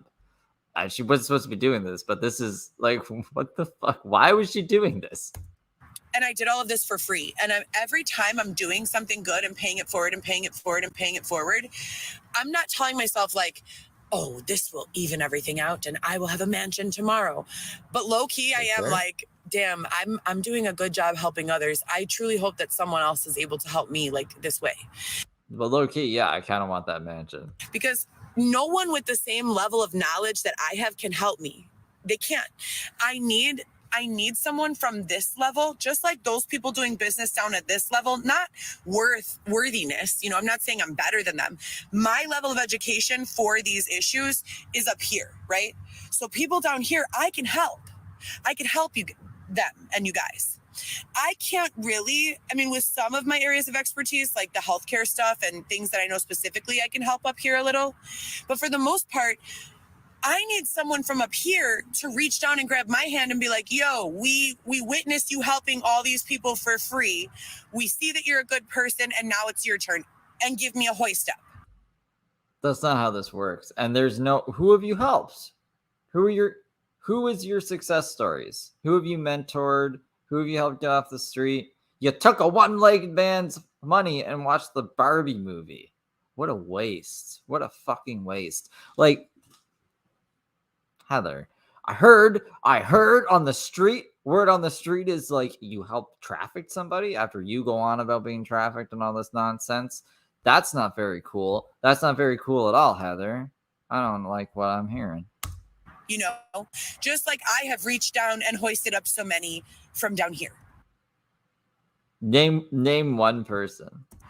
And this tent, it ain't it, you know, and I'm scared.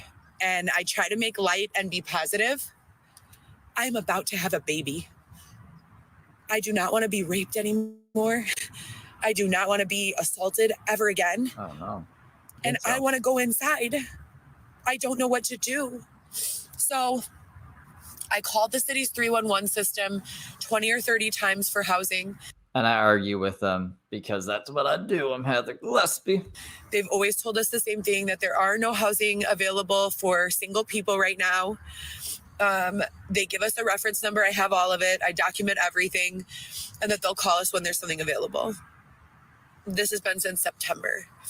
I call my kids every day and I pretend like everything is fine. I don't hide from them that I'm out here.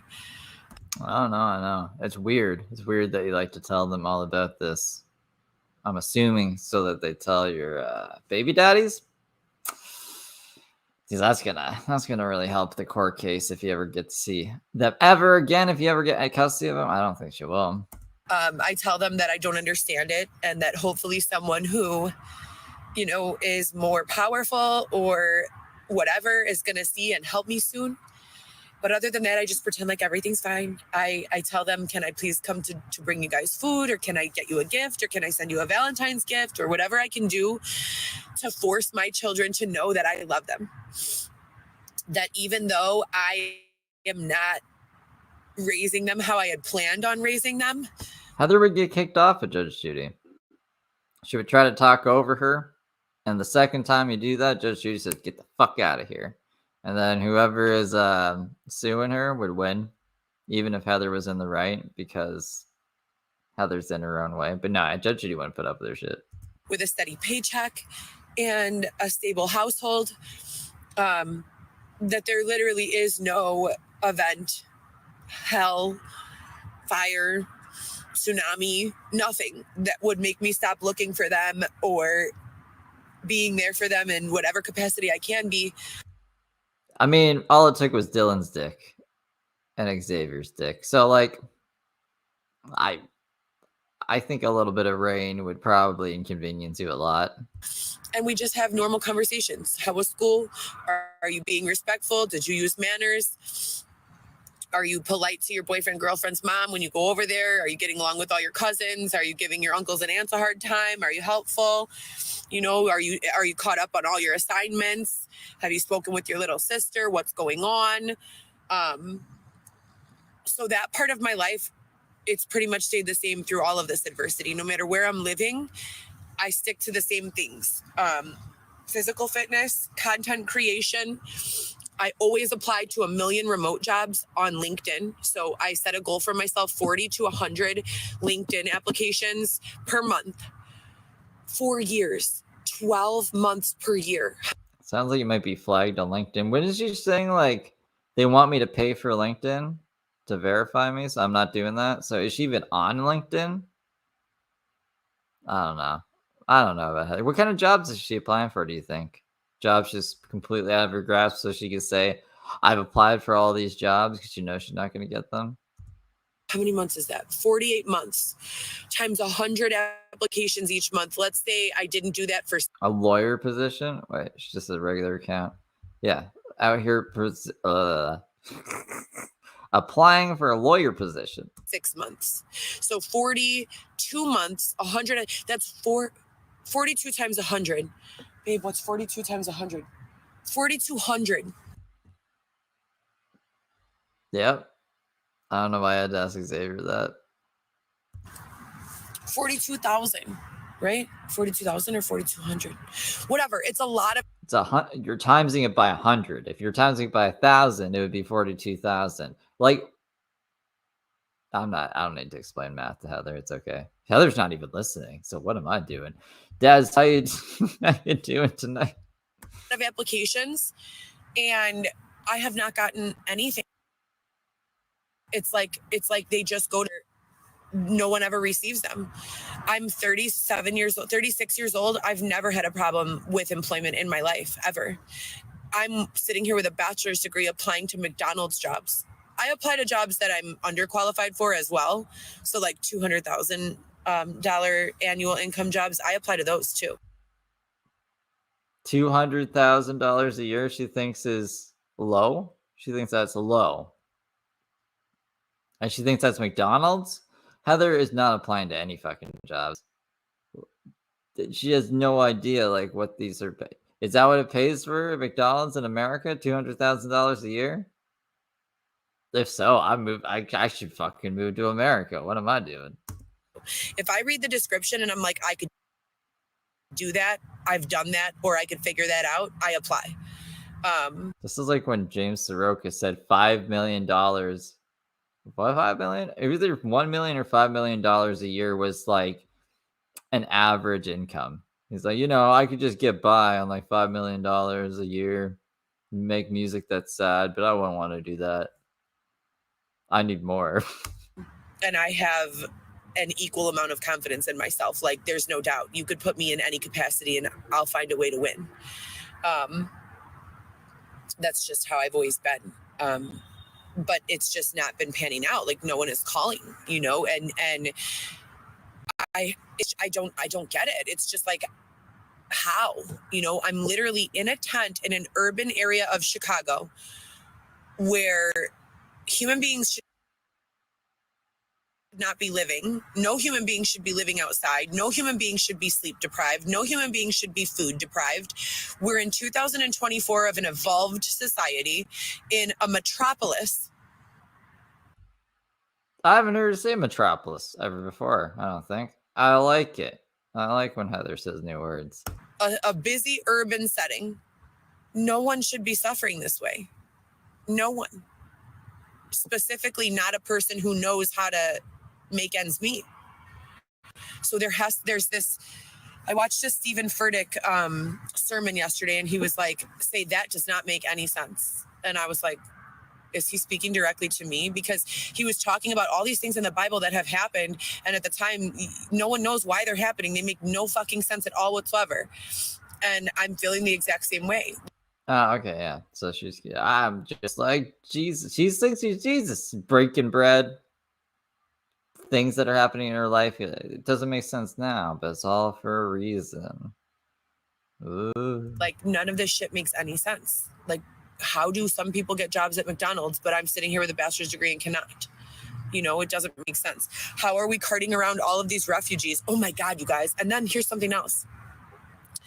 The state of Chicago claims to be what is that thing called? I have no idea. What is it called? A state? Sanctuary city. Okay. So they claim to be a sanctuary city, the city of Chicago. Hold on. I have to charge my phone. Meaning they have accepted in large numbers refugees from states like Texas, Arizona. Is she gonna stay like that? This is gonna be weird. She's not even the right way. Arizona, and so forth. States that border from Mexico to the United States. This is what's playing on my local news and in my news feeds. So if you guys are not hearing of this, let me know, please, because I do feel like that's another way they've attacked us. They separate into smaller groups, marginalize us into smaller groups, and then they send all the same news to those smaller groups. So if you're a smaller group who feels a certain way about refugees. I'm trying to think how to turn. I don't think I can turn it. There is a trick, but it's going to turn everything. Like, it's going to turn me and the chat as well. No, that's not going to work. So we're just going to have to look at her sideways. That's her fault. I guess we can just read the comments. I'll take this comment down. These I don't know if they're extremist groups or what goes on, but they put this information in the news feeds of people who will get worked up over it, because then they have free publicity to bounce back and forth off of them, and they have support for their cause. So if they're a politician running a political campaign that's against housing and feeding refugees, they target a whole group of people who they know will agree with all of this scary fear-mongering rhetoric. And the media has never been able to do that at such a large capacity before, because we are the media now. The media used to just be Channel 2, 5, 7, 9, and Fox 32, right? I don't know, to be honest. But if I were like Heather's friend and I was trying to help her out here, I'd be like, yeah, we are the media. Like, we are the news. We're breaking news before the news stations are. Like, if you go on Twitter, you're gonna see news before it hits like the mainstream news, because people are gonna post about it. Same with like on Reddit, maybe Facebook. I'm trying to think of news places. I don't think Instagram so much is breaking news on there. I don't think that's her point. But if I were trying to help her out, I'd be like, that's what she means. That was the I think Heather thinks she means she is like a news agency or a news station. Like, this is Heather Gillespie with the weather. It's very nefarious. They poured rain on us again today. Media for the most part. So that's where we got all of our news from. Now we're getting our news from God only knows who and where. But here in Chicago, there was a whole bunch of refugees, a whole bunch. They turned out this hotel called the St. Clair into a homeless shelter for them. Xavier and I walked in, and I didn't pretend to be a refugee, but I spoke Spanish. So what were you trying to do here? I mark other, and now I'm being targeted as a Black woman in the virtual reality land. And I just go into refugee places and speak Spanish to trip them up, just to see what would happen. I was like, hola, ¿cómo estás? Ahorita estoy viviendo afuera en la calle y no tengo casa. Siempre estoy trabajando. Hasta los 14 años estoy trabajando aquí. Yo tengo mis papeles. Estoy, viviendo aquí toda mi vida. Pero nomás no tengo casa. Y estoy leyendo en tu ventana que... I don't know what I'm listening to right now. I don't speak Spanish, guys. What is she saying? Can someone tell me? Is it just like I was batter rammed and fucking... I haven't heard like the classics too much today. This is fresh stuff. This is crazy stuff. It's fresh stuff. I don't know what she's saying. Si alguien necesitas ayuda, llamar a este número. And there was like a phone number on there. So I'm like, okay. I go in and I explain this. The lady looked so fucking shook, you guys. Well, I don't know what she said, so I'm missing a big part of the story, but she got a phone number. She's like, we don't know. Please follow up with the city. And they were like ushering me out of this hotel. I swear to God to you. I think it's closed down now, but there would be people, like gangs of people just hanging out around there, right by Northwestern Hospital, across from the Dunkin' Donuts right there on St. Clair and Erie, like one block south of St. Clair and Erie, right across from the Dunkin' and the Burrito Beach. And they ushered me out of there so quickly. I go to police at 18th District by the Target. Oh, did you? And I go, 3 weeks ago, I saw a whole bunch of tents here, like maybe 50 to 100 tents. Also, Xavier and I used to walk everywhere. And we walked by all the police stations from like 34th all the way north to Uptown. Every single police station had like 40, 50 tents surrounding it. So I'm like, I saw a whole bunch of tents everywhere. Families were living in those tents. I have been displaced from my home now for nearly 4 years. And as a result of that displacement, I have been sexually assaulted, bludgeoned, needing staples in the back of my head, beaten up by random strangers. I said, I'm not a street. Just random strangers beaten up by them. Not people that I invited to sleep the night in my car with me. Not people that I was fighting with at the prison when I was visiting Dylan, and then followed him to the gas station and said, I want all the smoke. Just random people. I don't know why they would start beef with me.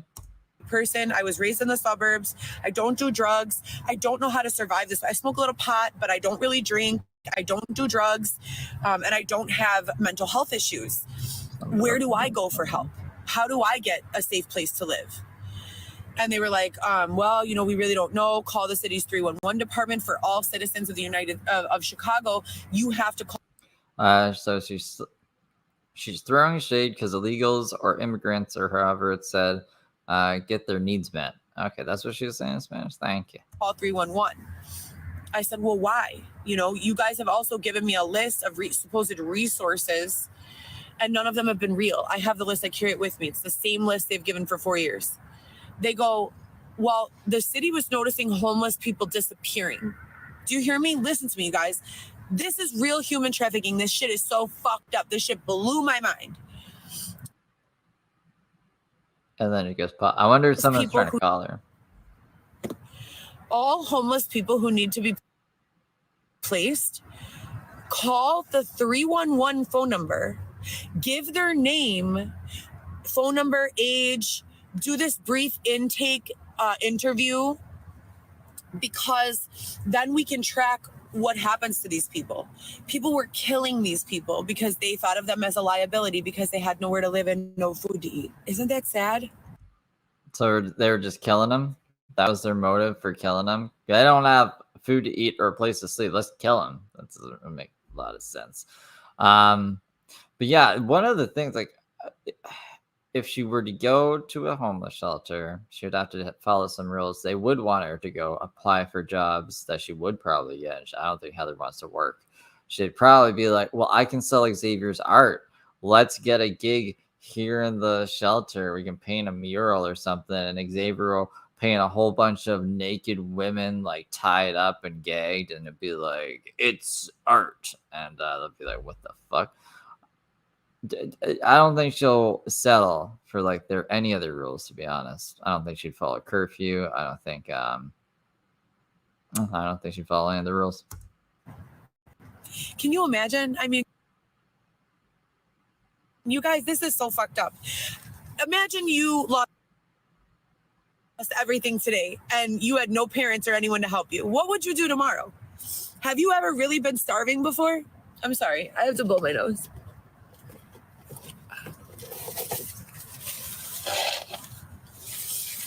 Excuse me. Have you ever really been scared? Like, how am I gonna get? It's a Tuesday, Kate. That's why. It's Tuesday. It's crazy Tuesday. My next meal. What am I gonna do? Am I gonna make it through the night? It's so cold. It's awful. It's fucking terrible. And we just dispose of these people like no big deal. So back to that. So now the city doesn't allow any funded or non-funded by the government program to exist in the entire city limits that assist people. Oh shit, it's Tuesday. It's Cocaine and Anal Tuesday. I forgot it was Tuesday until it is. It's Tuesday. Yep. It's Tuesday. Unless they go through 311. Now, when a city takes in a person who's homeless or in need, high risk of exploitation, there's a log in the city of who that person is and where they went, so they can always be found. Some people are saying that's a huge problem with privacy. Would you rather end up dead? Like, what the fuck? So I respect it. I continue to go through 311. I've called every independent, agency and domestic abuse shelter and national rape survivors and human sex trafficking survivors hotlines and all of this shit. None of them have been able to help me. So I keep calling 311. Xavier's father promised that he would get us a hotel by the week until he got us an apartment once the baby's born. And what I would love to see the conversation, like if this was over a text, should have recorded this. I don't think this happened. I don't think this ever happened. But let's just say it did happen, and then Heather did something crazy to fuck it all up, and he's like, "No, I'm not doing that anymore." But she's like, "Hey, he promised that one time before he knew how crazy I was." Or that he would have the apartment by the time the baby is born. The baby is due February 15th. The city of Chicago has also promised that although there is no space for single people, so like one lady, one man, there is space in the family shelter system, but that Xavier and I do not. There is space for like one lady, one man. It's just like you guys want to do it together. Qualify as a family until the baby's born. What?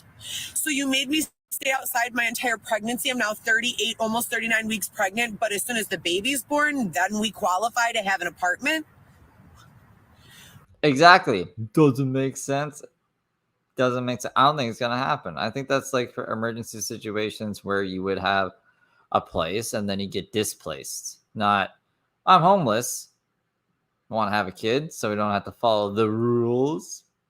That's a loophole. Like that's a stupid loophole, Heather, who was supposedly on birth control at the time, but Xavier's sperm is just bulletproof or whatever. Okay, so I have no idea what's going to happen after this baby's born. And now, you guys, and I'm going to go back to the refugees that are missing. But now my algorithms have all changed. So they all changed from like business, money making, millionaire. My accounts that I followed were all about luxury high-end cars, luxury high-end homes, luxury high-end clothes, because it's not what defines me at all. It's what success looks like in my mind. Having a house that can support your entire family and any newcomers, right? Like a new baby being born, having your own office in your home and your own workspace. God forbid I say it, my own gym in my own home. Oh my God, that would be a dream. That's shooting a little high. You think she's going to get a gym in her own home? Dream come true, you know? And these are the pages that I follow. And I believe in God, and I also believe in the law of attraction. But all of a sudden, I swear to God, too, it's like a paradigm shift. My insides and my emotions start getting very, very incredibly worried about where I'm going to go with my baby and what's going on with my big kids. And that's like instinct. It's a gut feeling. You should listen to that. That's the smart side of you being like, we got to get the fuck out of here. What are you doing? And you're going to suppress it probably and just keep doing this stupid plan. How do I explain to my big kids what's going on and why I'm outside in a tent when I can't even explain it to myself and make it make sense? How do we explain to children? Yeah, keep faith in the government, respect the police, but they just literally let your mother be raped and beaten and left in the street to die. And to this day, nearly 3 years later, I haven't received a single call back from any of the investigating officers, not even to tell me case closed, we found the guy, nothing, not a single update. So I'm just going to bitch about it in the tent for the rest of my life. You know, she wasn't pregnant. She could have gotten like 2 jobs. So you work like 8 hours at one job, you work 8 hours at the other job. And then she had like that magic bus pass where you just ride the bus for 24 hours. So then you can sleep on the bus for 8 hours, right? Just on the side of the bus with it. It's fucking loud in there.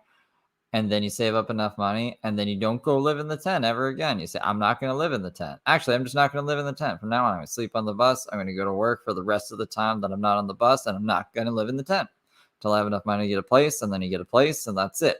That's how you get out of the tent, Heather. I don't know. I don't know what to tell you. Go pick up cans. Just make it so it's like, I don't know what's going to happen, but I'm not coming back to this fucking tent. I'll tell you that. But Heather's never going to do that. She's just going to bitch about the same thing every fucking day for the rest of her life until something else crazy happens, like her kid gets taken away. And then she's going to bitch about that. But it's just going to be a big bitch thing in the tent pretty much for the rest of her life, I think.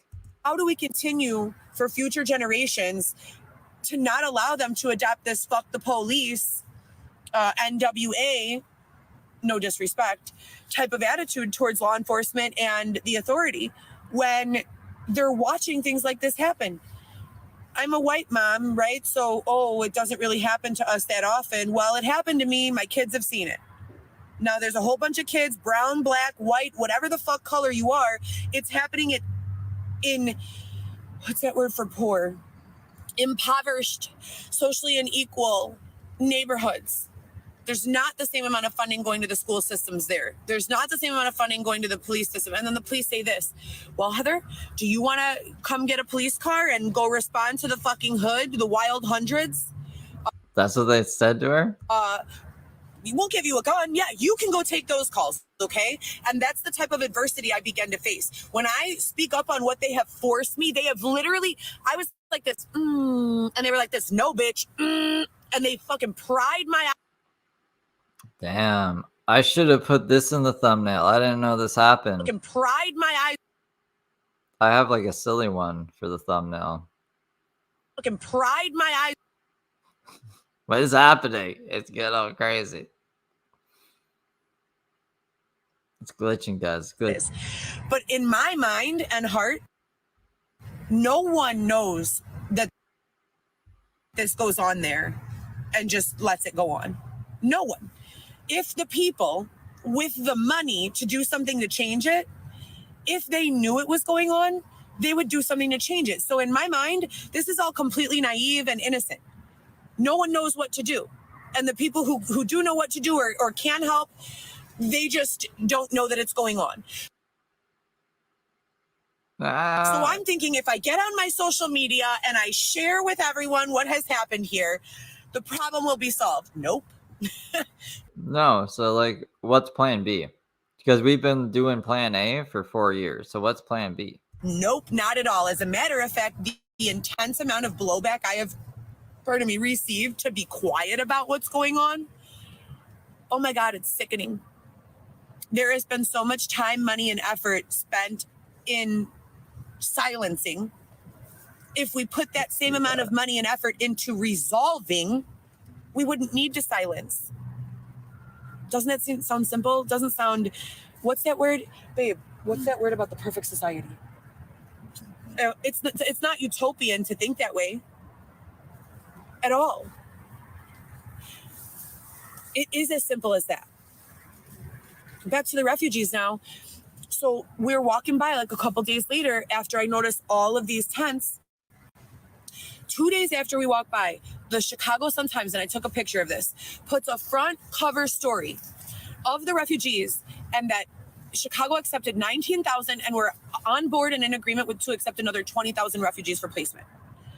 I'm sitting here going into my third year as a tax-paying citizen, not having anywhere to live, being denied assistance, and I'm not mad. I don't want to see anyone in the street. There are families out there, but I'm confused. Like, if we can help all these people, I'm just one. Why can't we help me too? Like, can I get in on that? Can I get in on some of the free money, please? Please? Like, okay, Heather, I see you. I see what you're saying. Sen Queen, thank you for the 10. Steve, thanks for creating a space where all of us misfits and like all those nice emojis can gather and belong. Your streams feel like a nice place to be. I hope that makes sense. I'm quite high. Yeah, no, I feel you. I try to make it, I don't want to say safe space because safe spaces that usually connotates, I don't know, some silly nonsense. You guys are all really respectful to each other. I think out of the whole time I've been streaming every day for a while. I've only had to ban 2 or 3 people, but they're pretty nefarious people. And like, there's like 270 in here right now. So you guys are good. It's all you. It's not me, but I'm happy to accommodate, and we can all learn about Heather's crazy shenanigans together. So I appreciate you guys. 3 or 4 days later, I kid you not, you guys, we walk by the exact same police stations. Xavier, how many tents were left? Maybe 1 or 2 out of like 30, 40, 50 tents. I was like, oh no, Xavier might get it wrong. What's gonna happen? I think he got it right. And I'm like, ooh. So they all got placed. I called this CAPS officer and homeless guy officer, whatever his name is, whatever his position is.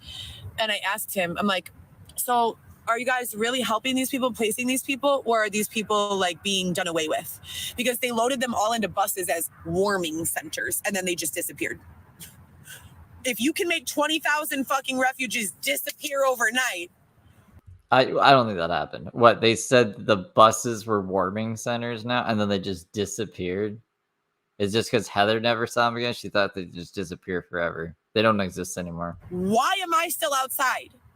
Unless it's something nefarious, and Heather wanted to disappear with all the immigrants. What is she implying here? That like what, they sent them back over the border and Heather's like, why didn't that happen to me?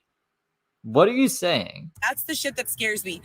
I have the mental capacity for scary stuff, like this much, right? I can't even get through a movie like Child's Play or Scream anymore. My old lady heart is not for it. I cannot handle it. I tell my kids all the time, they're like, Mom, let's watch a scary movie. I'm like, no, thanks. What do your kids say? Your kids, can I come over to the tent and watch a scary movie with you on the iPhone? see what happened, kids, is that I used to be a big horror film fan and I used to love roller coasters. And then I started being exposed to what really goes on in the world, the true horrors of every day. You could not pay me to watch a horror film fest. No, thank you. My nervous system shot.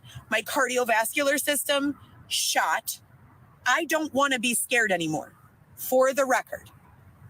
Like, I'll watch a rom-com, you know, maybe even a serial killer documentary about a serial killer who has already been apprehended.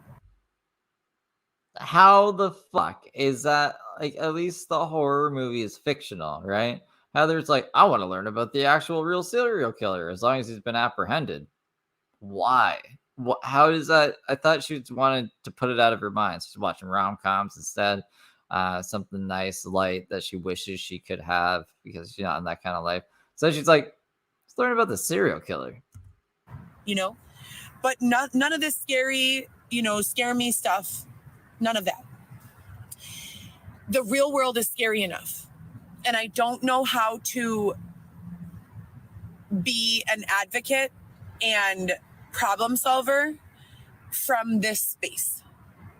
This doesn't jive with her I'm living in a virtual reality thing either. And if that's not what God or the universe or whatever has intended for me by exposing me to all of this adversity and poverty and terrifying shit, then what do they want me to do with it? I know this could not have just been for no reason. Who invests this much time and energy into just traumatizing a person? Like, I know it can't be that. It has got to be something greater than that. And I'm eager to begin. I'm not a bum. I'm not a lazy person. I'm the opposite of that. I'm the person that's like, 10 tasks to do. Why not make it 25? Let's get it, guys. Like, I am on point with it. Imagine this is like, this is what your book's going to be about. It's like, I had to escape virtual reality by having a kid. And they couldn't hold me there any longer. And I could begin my life with Xavier, the man who saved me from nothing because we still had to endure everything for all this time. I'm going crazy sitting in this capacity. And the fear, so that's what I was going to tell you. So my newsfeed completely switched from being like luxury life, beautiful gowns that cost $5,000, $10,000, to nothing but, and I will post a screenshot if you don't believe me, to this TikTok page, to nothing but post after post after post after post about when the battle is too big, when you've tried everything and there has been no resolution, you have to give it back to God. You have to tell God, this is not my battle, it's yours. When you've tried everything and you're getting nowhere, just have faith and stop trying. When, you can't find a way, just imagine in your mind that the way has already been created for you and it will be. And that is literally... That's manifestation, I believe, right? What has gotten me from day to day. I don't want to die, you guys. Like, I'm not suicidal in the sense that, like, I feel like my life is over or is not worth living. But I am going crazy in here. Like, it's not good. This is not a good environment for anyone. And it's not conducive to success financially or in any other way. I ask people for donations. I call, on my sponsors for all of my immediate needs that I can't handle on my own. Like, for instance, what was the last thing I asked for? Usually we can feed ourselves. Usually we have the funding. No, you can't, because you're bitching all the time about having to. What are you talking about now? You got designated people that feed her or something? Okay, what do they get? To do that and to buy like laundry soap and pay for laundry and laundry soap, things of that nature. But like anything extra, we had a week where they were pouring water directly onto our belongings. Assholes, dicks, for no reason. And I had to do laundry 3 times that week or 2 times that week. if I go to the laundromat and I spend $20 on laundry plus $10 on soap 3 times in a week, that's $100 just on laundry, and I'm not being permitted to earn any income. So I'll go online. Where is all this money coming from then? What would you define that as? What are you paying the taxes on, Heather? And start telling people, like, you guys, they fucking poured water on us, literally poured water on all of our stuff. We're soaked. I'm pregnant, so sitting in a cesspool of bacteria and dirty water is definitely not ideal. I would like to press criminal and civil charges against anyone who's involved in continuing to cause harm to myself or Xavier or anyone for that matter. Like, I'm a peaceful person sitting in a tent minding my own business. Who are you in the comments, and who are you pouring water in my tent, and why? Why do you think that that's okay? Why do you think that you should be able to do that? In my opinion, anyone who engages... It rains, so why the hell do we feel like we can just pour water into Heather's tent because it rained? Than any sort of abuse towards a homeless person or a person sitting in a tent. There's a big ass hole. The mouse made the hole bigger. Real quick, you know what? Why don't we just switch you two out? Whoever's living in the tent today, you go home to the penthouse in Lincoln Park, and you little spoiled fucking bitch, you get in the tent.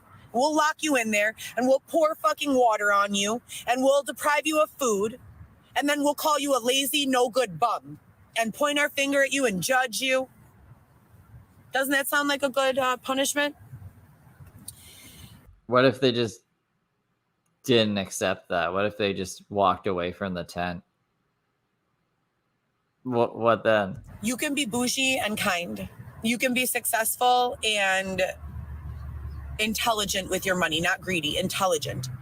Lock in a tent. How do you even get locked in a tent? It's fabric. You can there's already a hole, but you can rip through it. I'm not asking for anyone to rewrite history or rewrite the history of my life or my situation. I'm asking for answers. I'm asking for understanding. I'm asking for a path, to get anywhere other than right here. Because this, like I said before, it's time for me to thrive in life, not survive in life.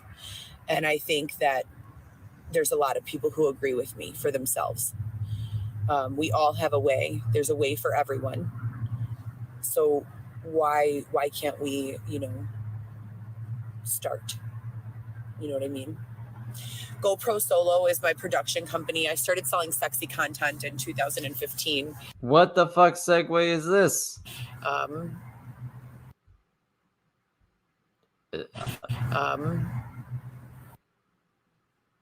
My production company. I started selling sexy content in 2015.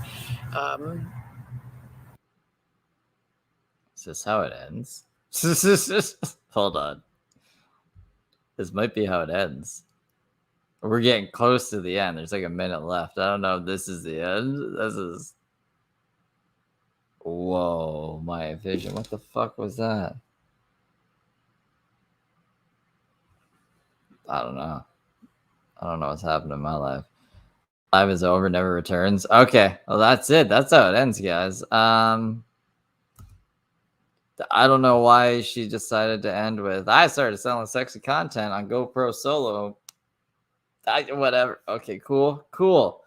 So that is the hour live from yesterday.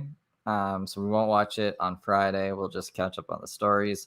We're on RICO watch now until the baby's born. So if there's anything major that happens, I'll stream or do a little video on it for you guys.